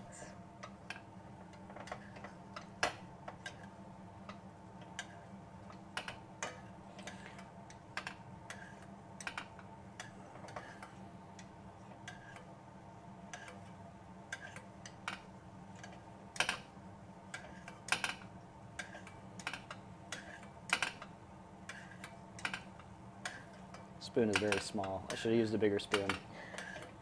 Are you using a teaspoon? Yes. So I was just there because I mixed the teriyaki sauce in it. But that's okay. I mean, basically we're done. You're not going to want to keep that in there for too terribly long. We can put more sauce on it anyway. We don't want to overcook the chicken and make it dry.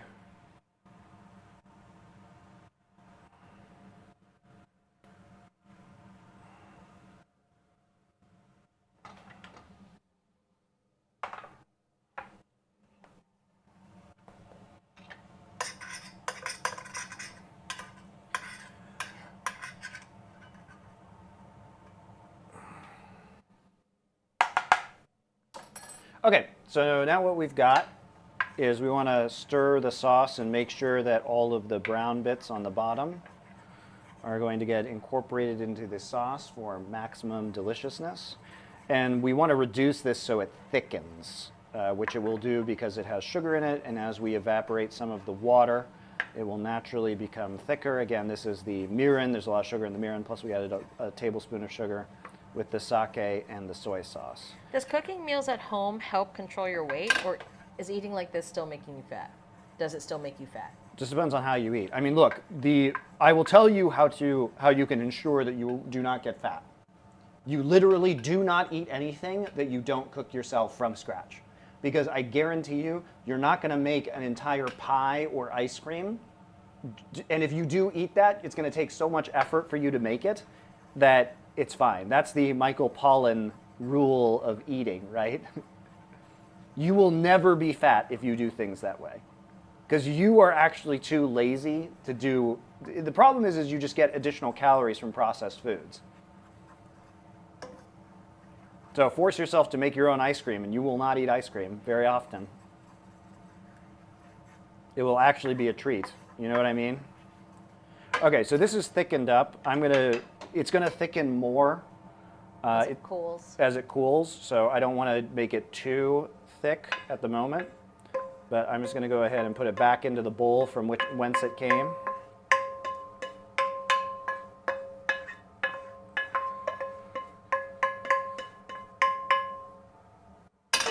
And then we're going to end up.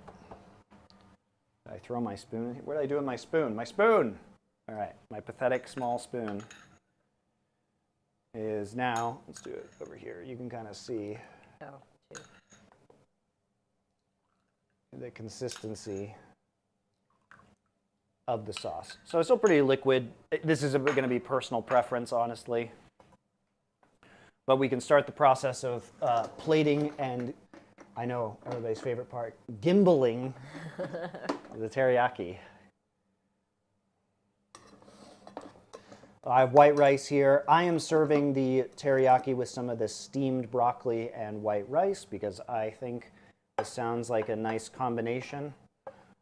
You get some neutral ingredients like the white rice and the broccoli in order to really enjoy that teriyaki sauce. I think, at least. What do you guys think? Food looks great.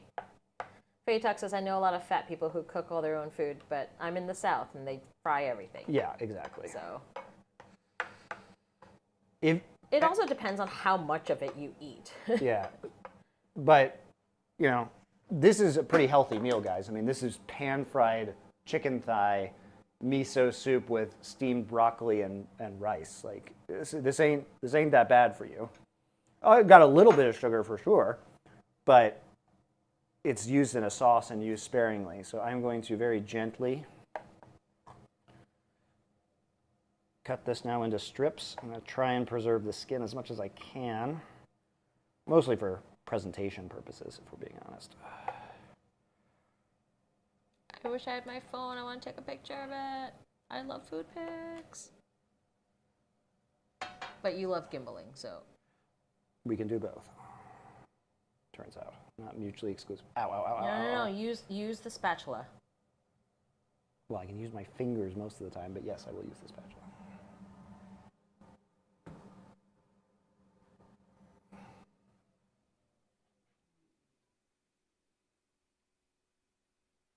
It's just too hot right now. Teriyaki, so hot right now.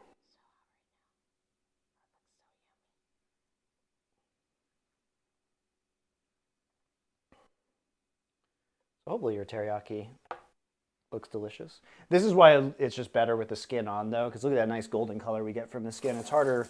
You'll get a nice golden color, too, but, I mean, the skin is just, it's delicious. Hold on, I'm not done yet. Ugh. I'm being rushed. Why are you ruining it with more green? There's enough green on there. I'm going to keep ruining it. With sesame seeds. Oh, that's fine.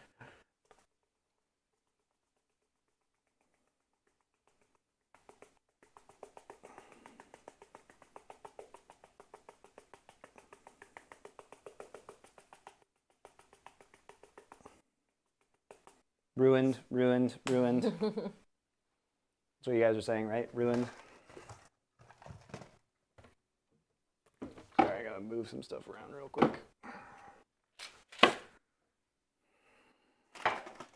Make room. I missed the broccoli part. Do you cut the cooking with cold water? Nah, I didn't do that. You could do that, but I don't want to reheat it. Do you make TikTok shorts? Yes, we will.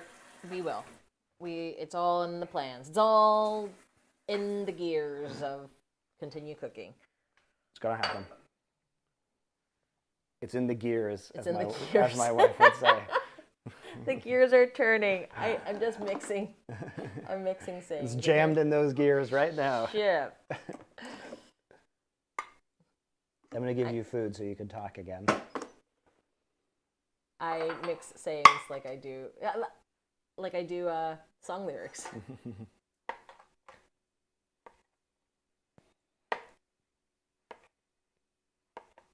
Okay, so the last part of this, I'm making something for my wife so she can eat it quickly because I know she's very hungry.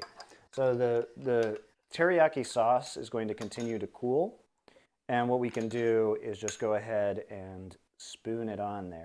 Look at that. We got the drizzling. Right? That looks delicious. I'm gonna put a little bit on the broccoli too. Wow.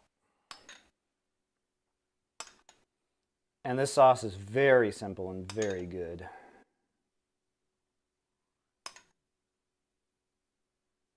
It's an easy meal for you to make for yourself at home.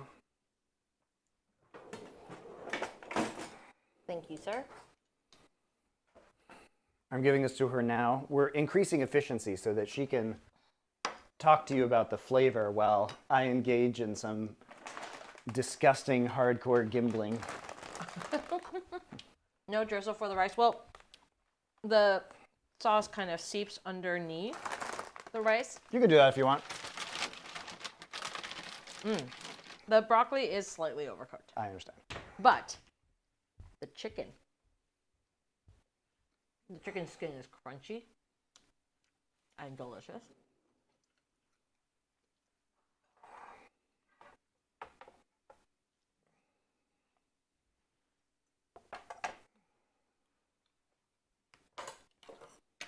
Sorry, guys, gotta move stuff around momentarily.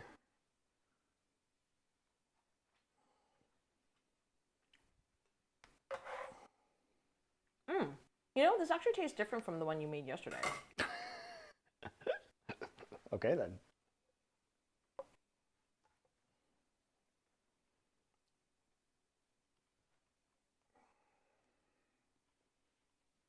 How's it look, guys?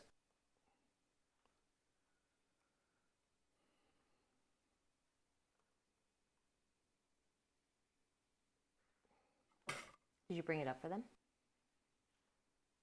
Yes. Yes. Bring it down a little. Oh, yeah, right there. Rotations. Rotations.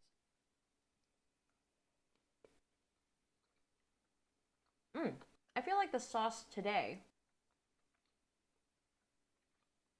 is more savory than it was yesterday.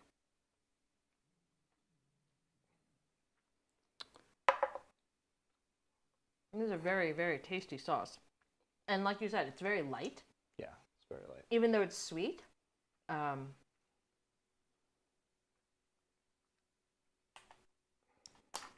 No, Sting, the gimbling is to come now. I know you were waiting for that. I know you joined just in time for the gimbling. Which I am aware, guys, is the worst part of this stream, but it is necessary to acquire the final content that we need for the promised TikTok videos and YouTube content. So, I do apologize, but Here you go. Here's Dad getting ready to gimbal.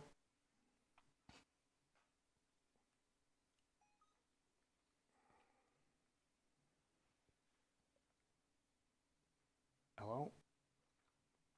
Please work properly.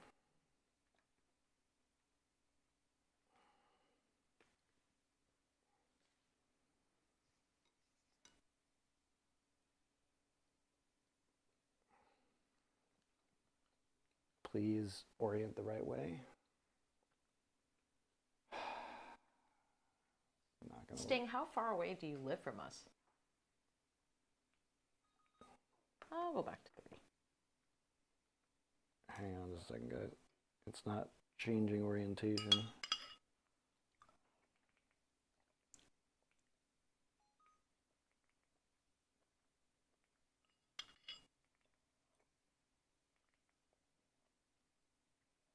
There we go. All right, now we got it. All right.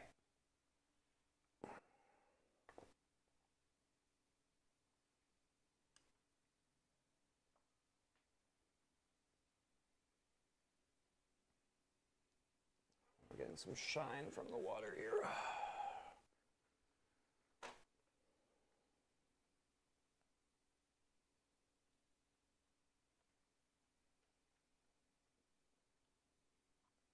Fire Element, you're here watching. Why don't you cook it with us?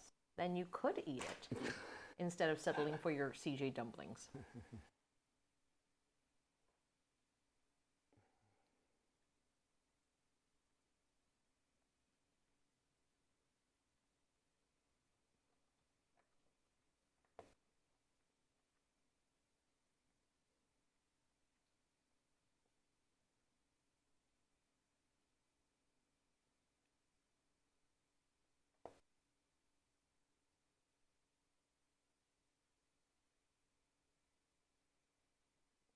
I finally figured out the gimbal technique that doesn't make this thing freak out.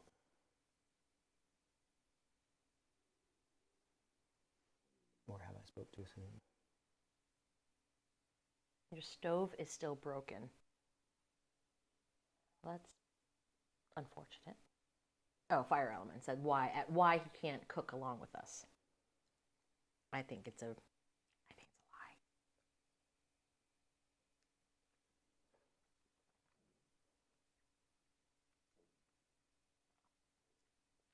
Faytok said, I cooked alongside, but I made the ghetto versions of everything. How could you make it? This is so easy. This is like the easiest recipe of all time.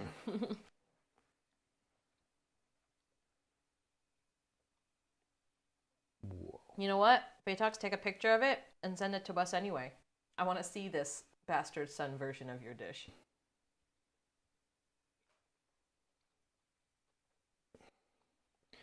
All right, so that should do us for now.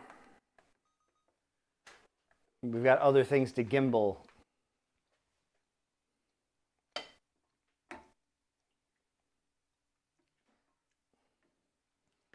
I have miso soup to gimbal.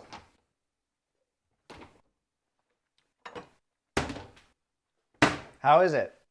Is it good? Yeah. Yeah. I can't. Yeah. All right, I'm going to try it. Oh, I want you to take a picture of it. Can I take a picture of it first? Yeah.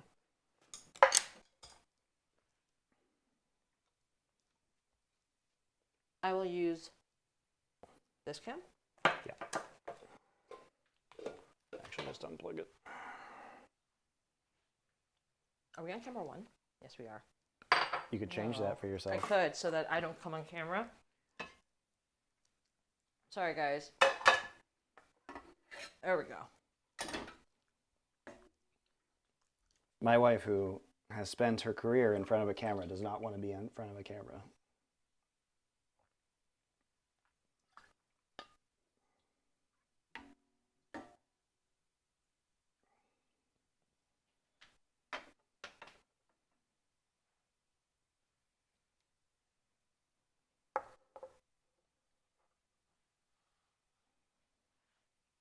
Okay, you can have it back now. Thank you. You're welcome.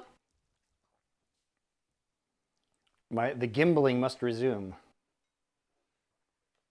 I did do my time. I did my time in front of the camera, sir. Now I'll go back to you. All right, let's try this. Let's get a nice piece like this. Yeah, feed them first. Yum, yum, yum, yum, yum, yum. Oh, yeah. Oh, it's really good. Mm. Mm. So it's not very sweet. The flavors are very light, though. It is. It's very light. Yesterday, like I said, I think it was sweeter and it felt heavier. Mm. But this is like... They're really good. So pretty simple, guys. Just the pan-fried chicken thigh. You can see at the bottom here that you can drizzle the sauce onto your rice if you want. But see, it's stickier now. You can see as it cools, the sauce is becoming a little bit thicker. Mm.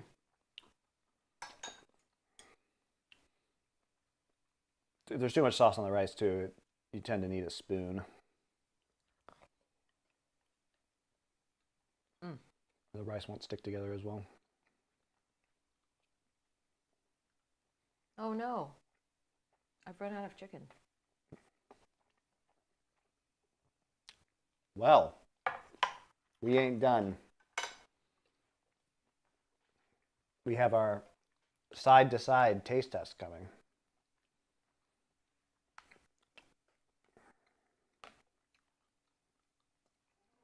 Side by side, I should say. After we gimbal. The gimbaling. We're going to gimbal some miso. And then we will grill up the other one. Yep. We shall grill up the other one. The big ragu.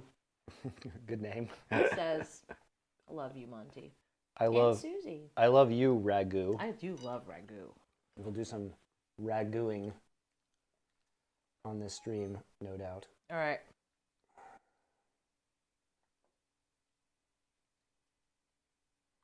This is Dad's point of view. Oh, this reminds me of like the movie we watched yesterday. Strange Days. Yeah. That's fun. Your point of view. This is what Monty sees.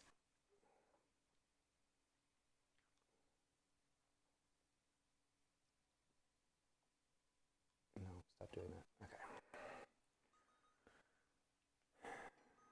Yeah, you don't want to see this part of it. This part of it's a mess right now. I'll go back to 3. Oh, you know what? You guys can look at the miso soup. Back to stove cam with you. I don't want the glare.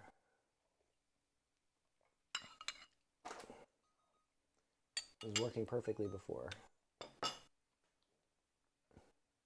The story of the stream. It was working perfectly before.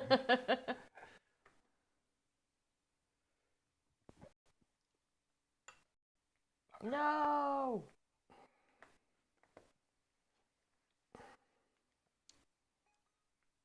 As soon as I go to 2. That's how it goes. Okay, here we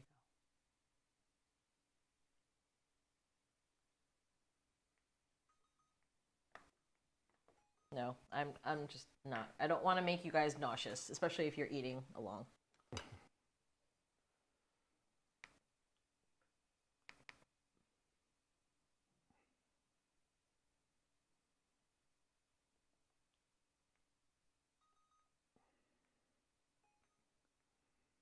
So the problem is that the motor is not a fan of these cables that are attached to this thing, which I have to have because we have to have the HDMI out.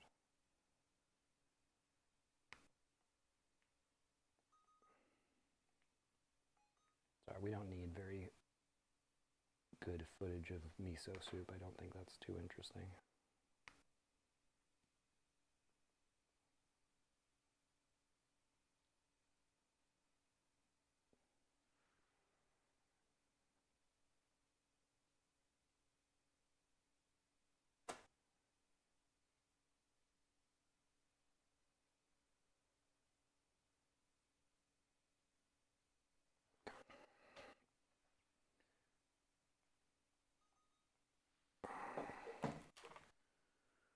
Okay, that'll be good for now. Now,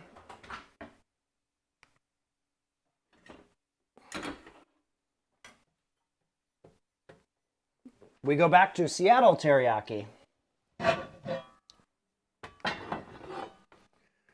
For the Seattle style teriyaki, we are going to be using a cast iron grill pan.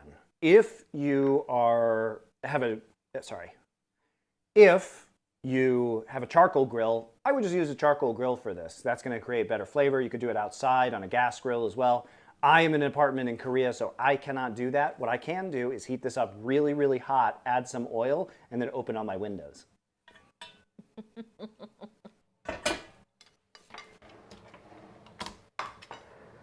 right, I'm going to go open the other window. Yes. This will set off your smoke alarm if it's too sensitive or you don't have windows open.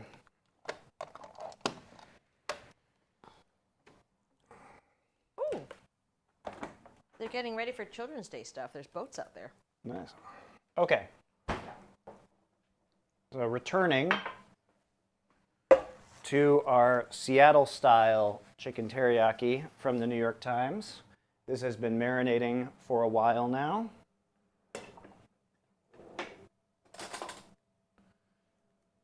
Get a spoon, give this a stir.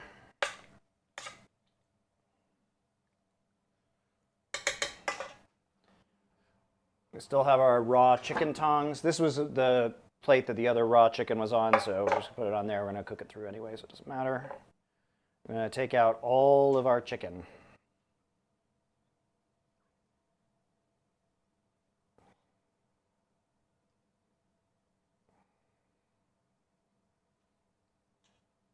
Out of our sauce, which we are going to put back into the saucepan that we used previously. Here comes all the chicken out of there. Make sure all the raw bits are out. I'm going to cook this right now. Okay, so there we go. Our saucepan. Where did I put it? I I lost my saucepan. Oh, there it is. Of course, I washed it.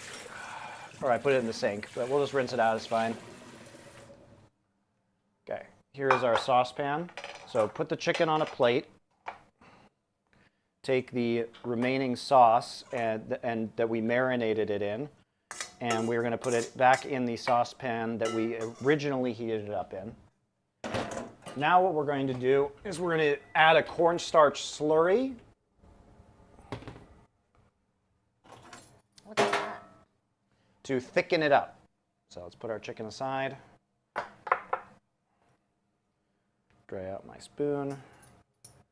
Here's our cornstarch.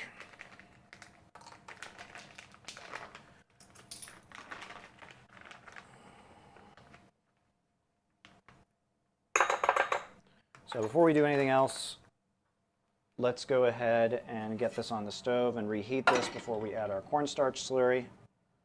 So here is our sauce. I'm going to get this back to a boil.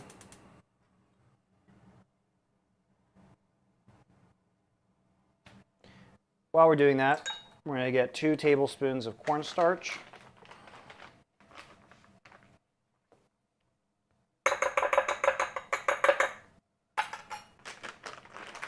We're going to add 2 tablespoons of water.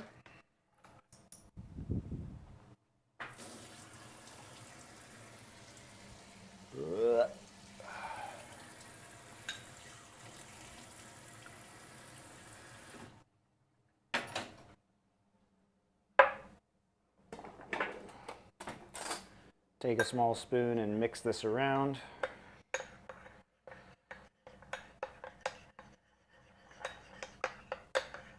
It'll separate a little bit by the time the sauce is hot. So we want to basically bring this back to a boil over high heat, and then we're going to reduce it to low and reduce it with the cornstarch in it, okay? And we're going to add some more water. We don't need to move the camera. Right now all the windows are open. There's a nice cool breeze. Also, there's not going to be steam created by this. The problem was that it was over the steaming broccoli. And also I didn't have the vent on because I wasn't really cooking anything, and then we also didn't have the windows open to blow some of this around. So I'm going to get half a cup of water ready. We may need that a little bit later as this reduces. So we're going to deal with the sauce first, guys, just because we want it to cool off. 1.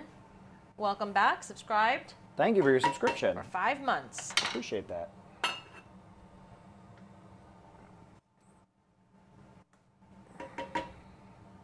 What's all the lumpy bits in this one?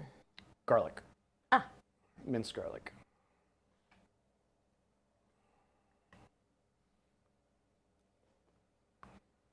Mmm.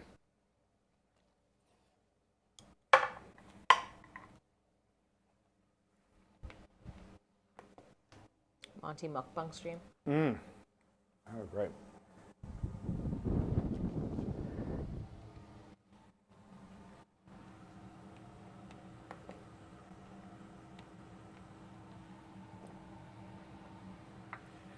So this one already has a more richer, like a caramelly smell. Yeah, well, it has a lot more sugar in it.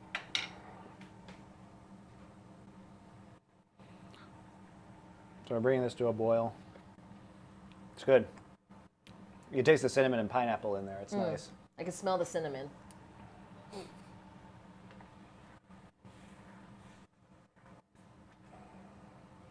I love cinnamon and pineapple together. I like it Brazilian barbecue when they serve you the grilled pineapple that's dusted with the cinnamon. Ooh, so good.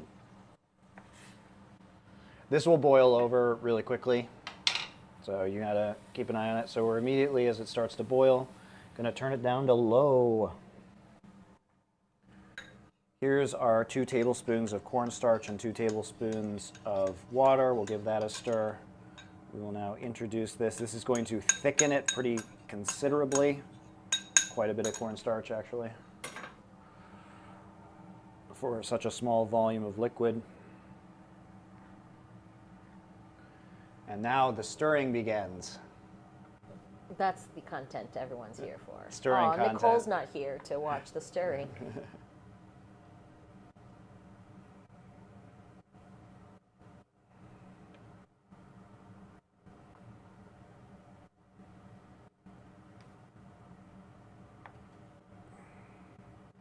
So we are evaporating some of the water out of it. You can see the steam coming off. Might be a little bit too low now. Turn it up just a little bit.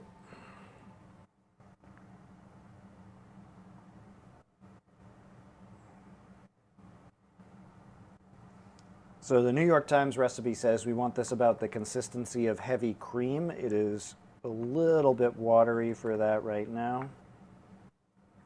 Again, remember, once we take it off and we cool it, it will thicken up further.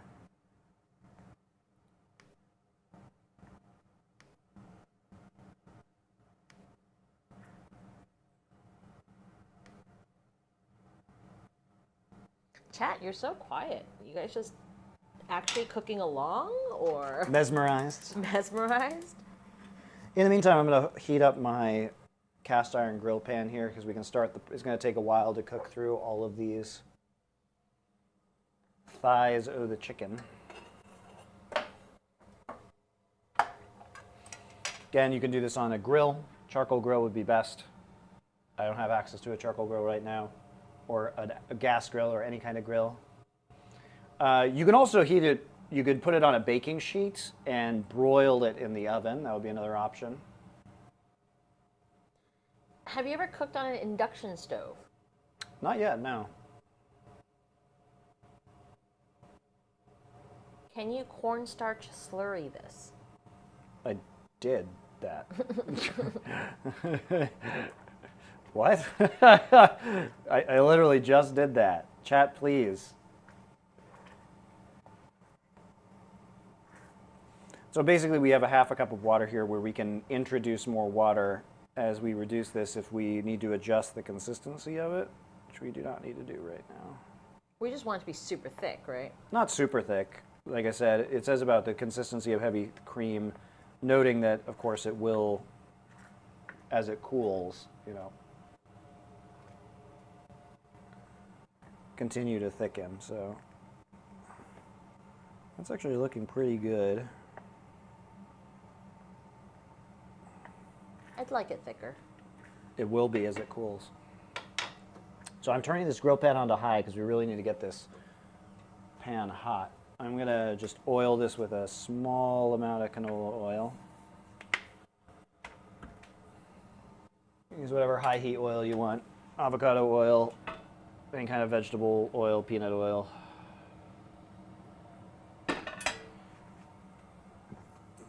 Might need just a little bit more. Just trying to eliminate possible sticking.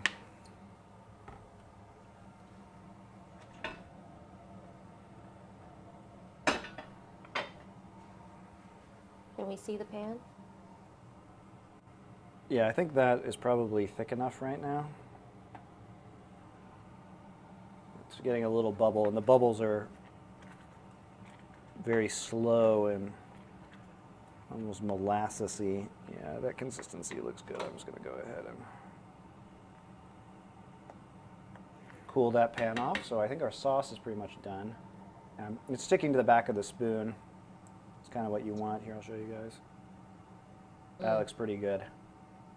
Nice glaze, right? And it'll continue to thicken up. Okay, I think our cast iron is smoking now. So it's going to get lung cancer. In the house? Ugh. We are going to start putting our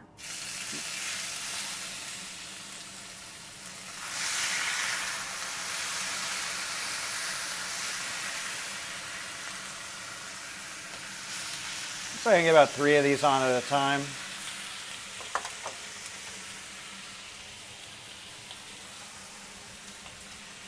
We'll do this about 3 minutes aside, I think. You can see it's not too thick and we don't want to lose too much moisture. So we'll try that. 3 minutes. The wind is blowing the smell right into me. How does that make you feel? It just smells very again, caramel. It's like a cinnamon caramel sugar blend. Ooh. Right in my face.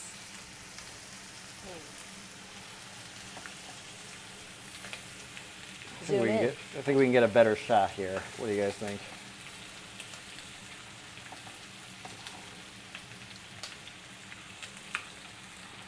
Stop.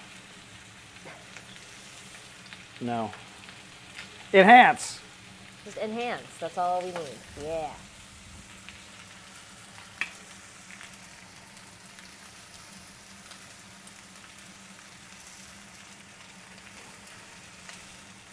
All right, that might be a little too hot. Actually, I'm gonna turn this down just a smidge to like medium high, because like I don't want to. The sugar's gonna blacken on this, which is good. Like, you know, but oh yeah, that's good. Okay. We don't want to char the outside too much because we still have to cook it all the way through.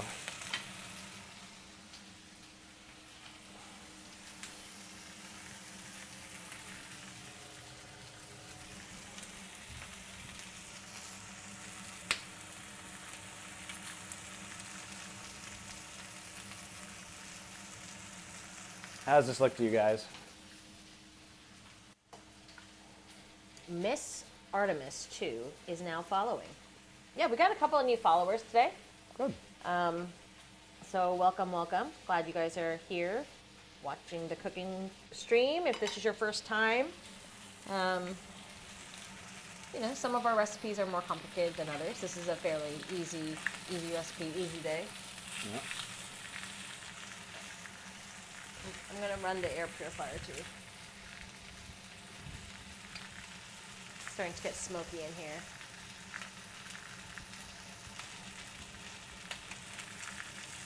What does Smokey the Bear say? Only you can prevent kitchen fires? I think I saw something black there. Yeah, the black is the sugar. Yeah, it's grill marks. Look at that. Oh, yeah. Some of us like a little bit of char.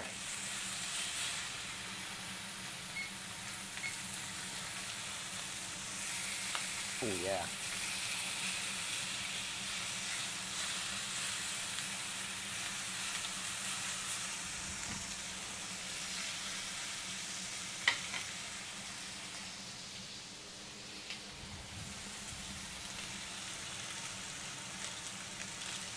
You can scrape some of the char off too if you want.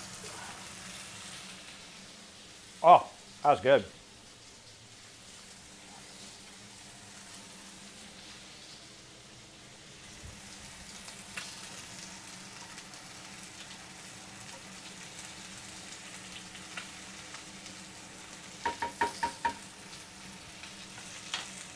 So I think what's interesting about the Seattle marinade is it also has some like more Korean elements to the marinade. This has the ginger and the garlic, which is very much reminiscent of Korean marinades. You know, the combination of pineapple, ginger, garlic, soy sauce, and sugar is like very bulgogi.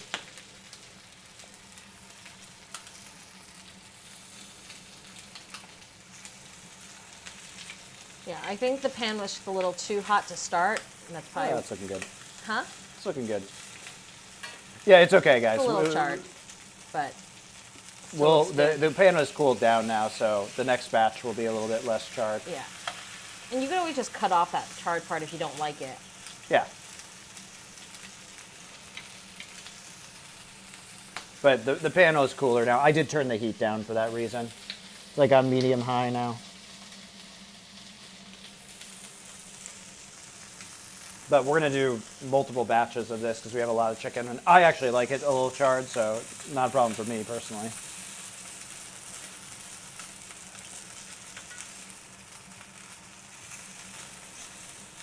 We're looking pretty cooked through now. I have a little raw bit here. I'm going to flip this over just a moment and press that down in. I know charred meat tastes good, but isn't it also carcinogenic? Oh, God. Everything is carcinogenic.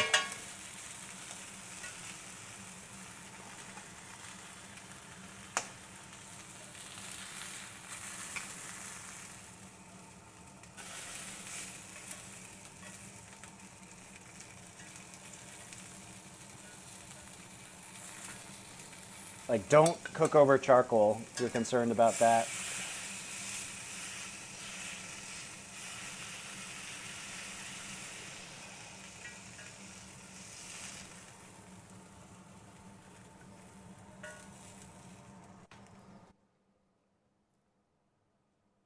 All right.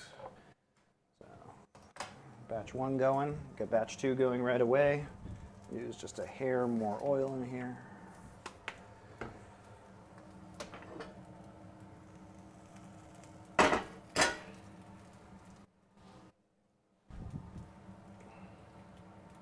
Wish I had a charcoal grill right now, but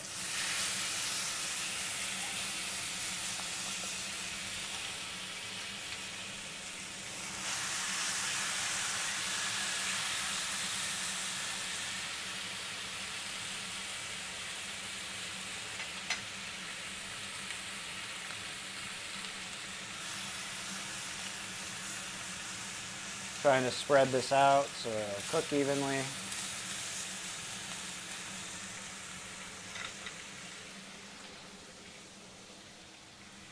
Yes? Oh no, just the rest of the chicken. What about the rest of the chicken? Instead of cooking it, can we freeze it after you've marinated it? Or Huh? like leave it in the fridge after you've marinated it? I can't hear you. So if you've made a lot and you've marinated all this chicken, Yeah. and you only want to cook like 1 or 2 today, Yeah, you could marinate it overnight. Cook the rest tomorrow. Like I said, recommendation is to marinate this overnight. But an hour should be enough to tenderize it sufficiently for our purposes. It does have the pineapple enzymes and a lot of sugar, and should be just fine.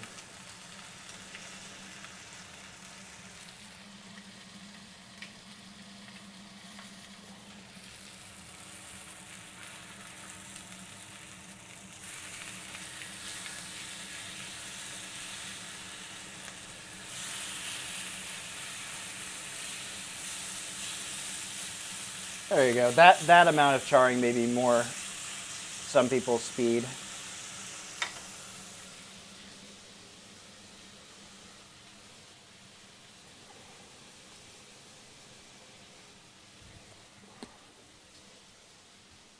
I'm giving Susie some without the sauce. oh, interesting.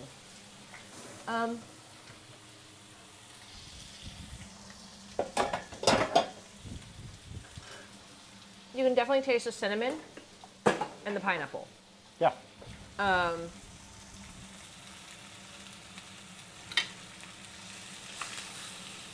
It's not as light and clean as the other one. Oh, it's going to be ooey gooey syrupy. It is ooey gooey syrupy. But it also doesn't even have the sauce on it yet. Oh my goodness. It is good. It's good.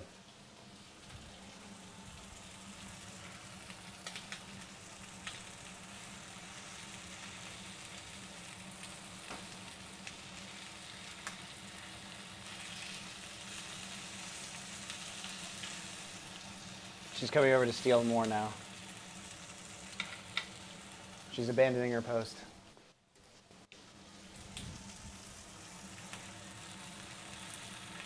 Now, these chicken thighs are pretty thin, so it's not going to take a long amount of time to cook these. That looks pretty good. The char bits are good. Like it I gives told you, a, yeah. It gives a really nice crunchy. Yeah, char bits are going to be good. Last batch.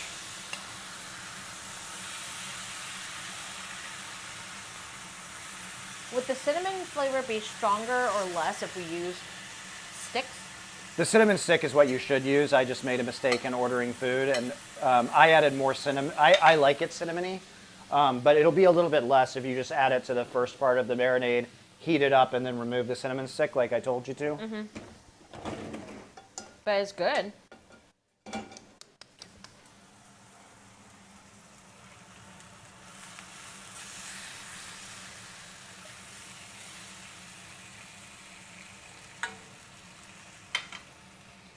All right, let's get this ready. For gimbling. Oh boy. I know the people demand more gimbling. Are you demanding more gimbling, people? Yes.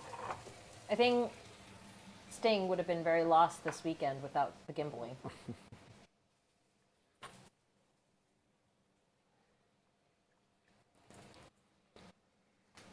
So here you can see side by side. The teriyaki I made earlier doesn't have the crunchy. This is the fail piece that I made.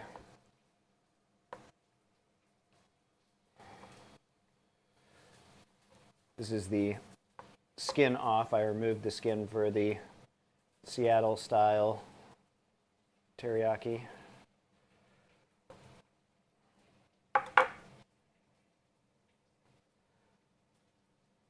Just making sure this is cooked through. That's all right. Time to plate.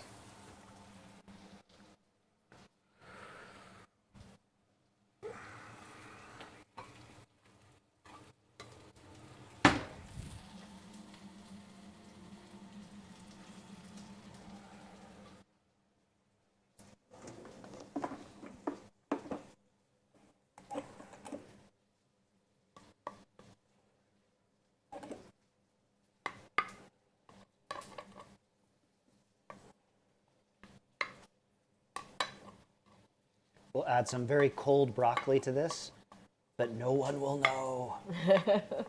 It's our secret, guys. Don't tell anyone about the cold broccoli. As long as it looks good. That's all that matters.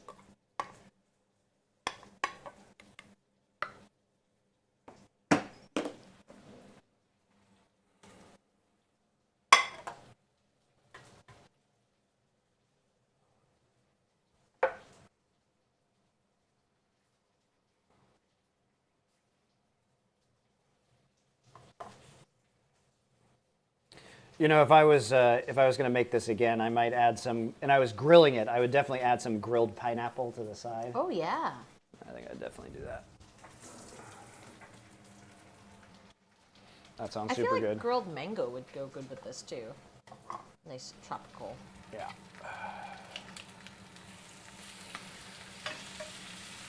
Yeah, yum.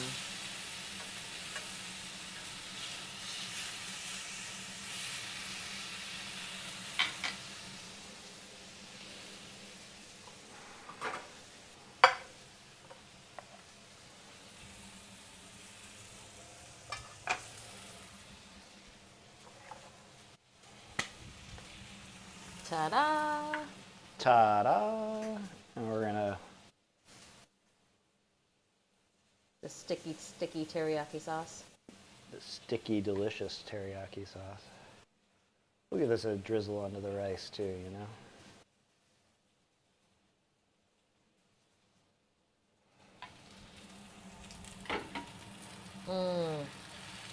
Aesthetically, I think it's nicer without the drizzle. So you'll just have to make a second plate. I was gonna do that anyway. But this is the nicer teriyaki, so I'm gonna gimbal this one.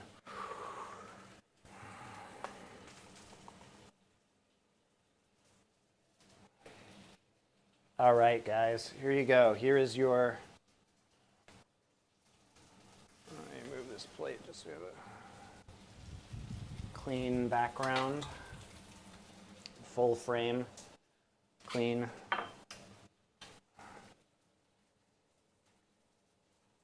I think this is the teriyaki chicken that most people are used to. Yeah, for sure.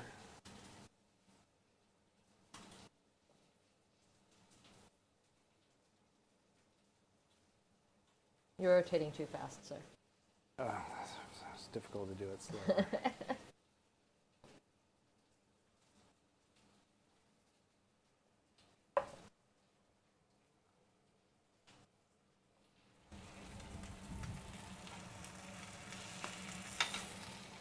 How's that one look, guys?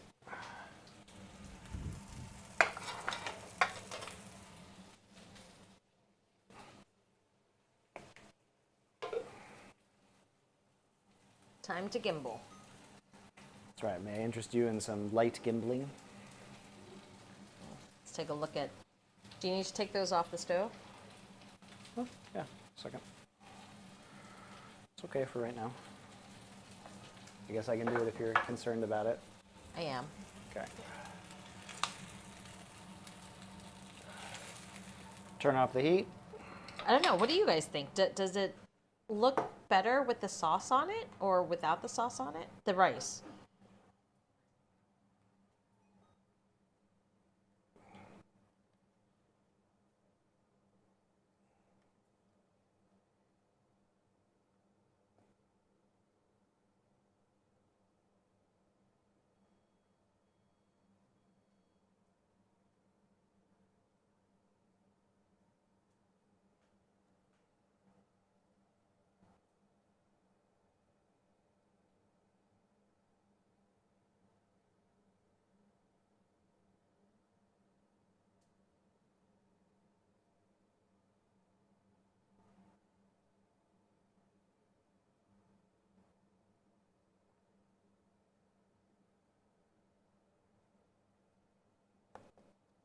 Concentrated gimbling. The gimbling is very important.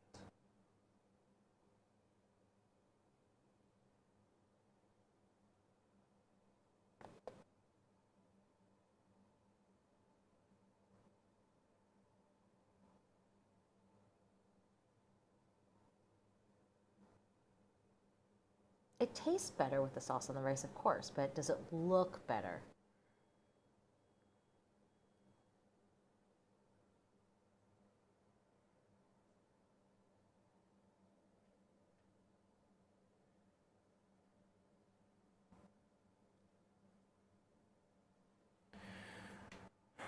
I think we all had enough gimbling for today. All right, let me take a picture of it now.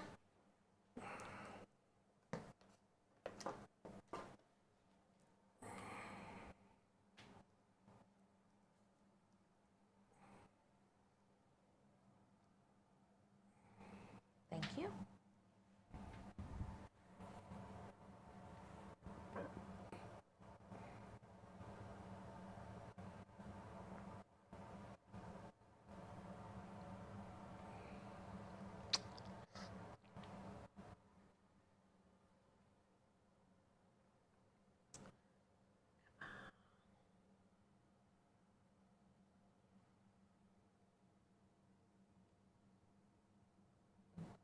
You got glare. I know. I'm gonna cut it. Okay. Don't you worry, you little pretty head. Yeah, I'm not a fan of this over here.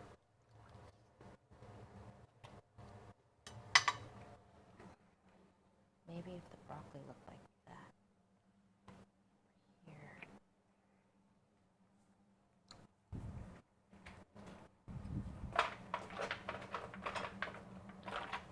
Okay.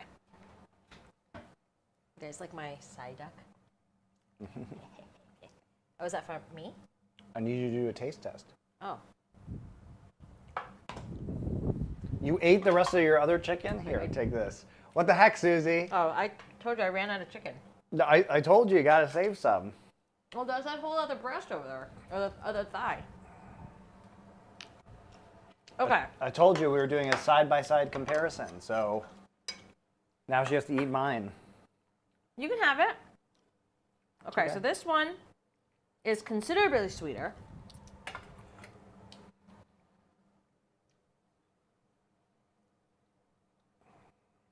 And then the first one, I'm biased because I really like the skin, like the crispness good, and the isn't it? flavor, like the fatty flavor of the good. skin. Really like enhances the lightness of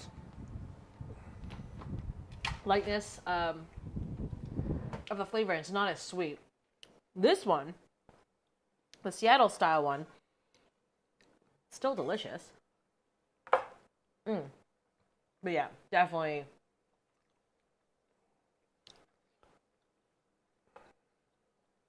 I don't want to say overwhelmingly sweet, but this is the teriyaki that you would, if you go to the store and you buy teriyaki sauce to put on stuff, this is what it would be. With more cinnamon.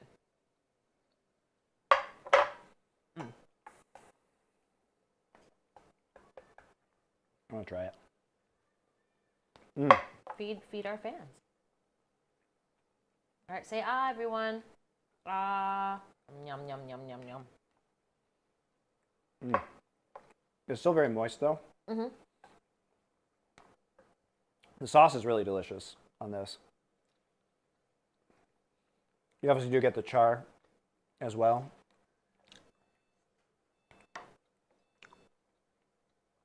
That beeping, if you hear it, is our air purifier going crazy because I just made a bunch of smoke in the kitchen.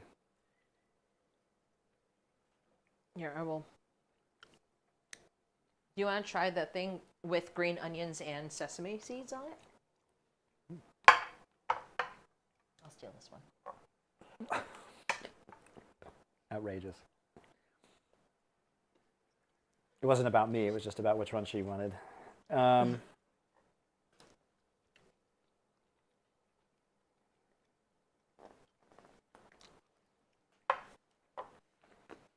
Which one do you think you like better? I like them both, honestly. It's different. Like, they're both really good, but in different ways. And if you're watching this recipe later, and you want to know about the other one, because let's say you're watching the more Japanese just one cookbook recipe, the simpler pan-fried one, be aware that there is also a Seattle teriyaki recipe, more American style. And vice versa, if you're watching the American style teriyaki chicken, be aware that there's also a recipe and a separate video for the Japanese style pan-fried version. So we just did it 2 ways to give it a little taste. Honestly, I could go with either of these. The nice thing about the pan-fried version is it doesn't require marinade and it's really fast. So, and the ingredients that you have to have on hand, which are literally just mirin, sugar, soy sauce, and sake, you can just have on hand at any time. These aren't ingredients that go bad. So if you have some extra chicken thighs kicking around, this is really easy to put together any night of the week with some white rice and then, you know, a vegetable like steamed broccoli. It's just incredibly simple. So the Japanese style one, I feel like I can eat just that with broccoli and be okay.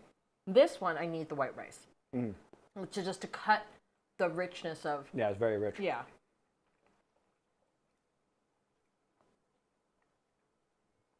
Vucci Main asks, have you seen the YouTube video, why every cook should master teriyaki, chicken teriyaki? No. But, yeah, nice, quick, simple meal. Or like you said, you can have it marinating overnight, or you know, just eat it. The nice thing about the Seattle style chicken teriyaki is that you could make the marinade. You could actually double this recipe into 15 or 16 chicken thighs, marinate it overnight, and then just have a party. You know, if you have a lot of guests coming over, this will take less than 10 minutes on the grill. Slap it on there for 3-4 minutes aside,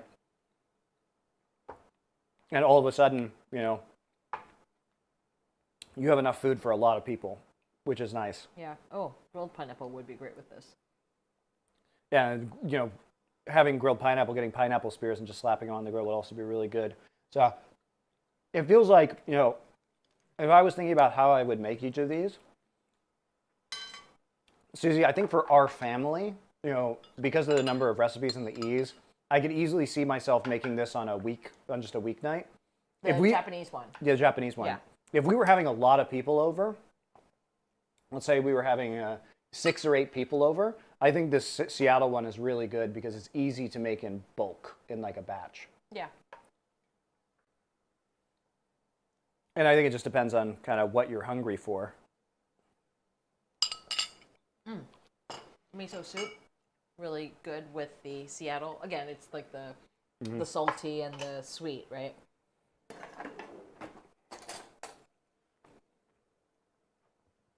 I think the other thing I would really like with the Seattle style is the tsunamono, the pickled cucumber salad. Yeah.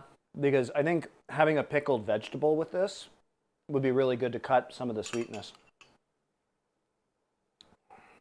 Sting said, I would love to be in that 6 to 8 guest list.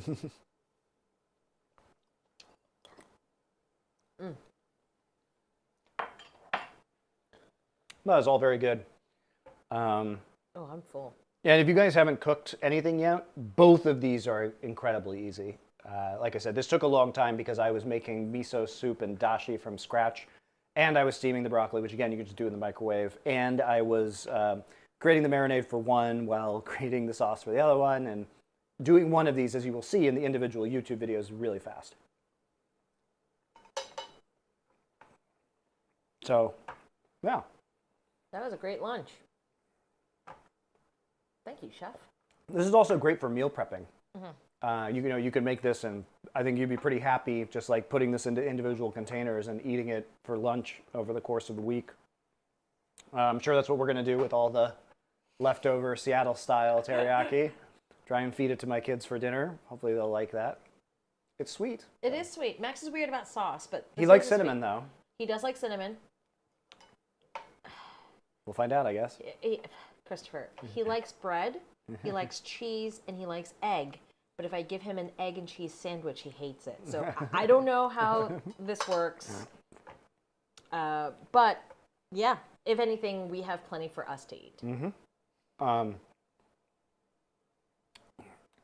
The next recipe will be, so by the way, guys, we're not going to do this on Monday. So Sunday night, you guys, when it normally is in the US, we will not have a stream because our kids are off school on Monday and Tuesday when we normally do this. Not only is it Cinco de Mayo in America, it is Children's Day here in Korea, and it's a national holiday, and it's a day we celebrate children, and there's going to be a whole lot of activities planned for kids, and yeah, it's a thing. So it's going to be impossible to do a stream while we have two kids. Right.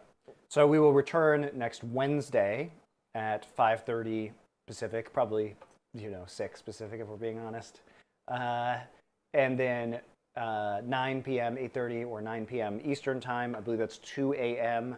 on Thursday morning for people in Central European summertime.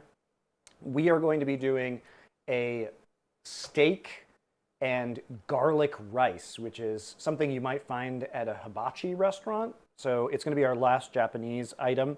And the week after that, we will have to start a new series of recipes. I'm going to be working on that.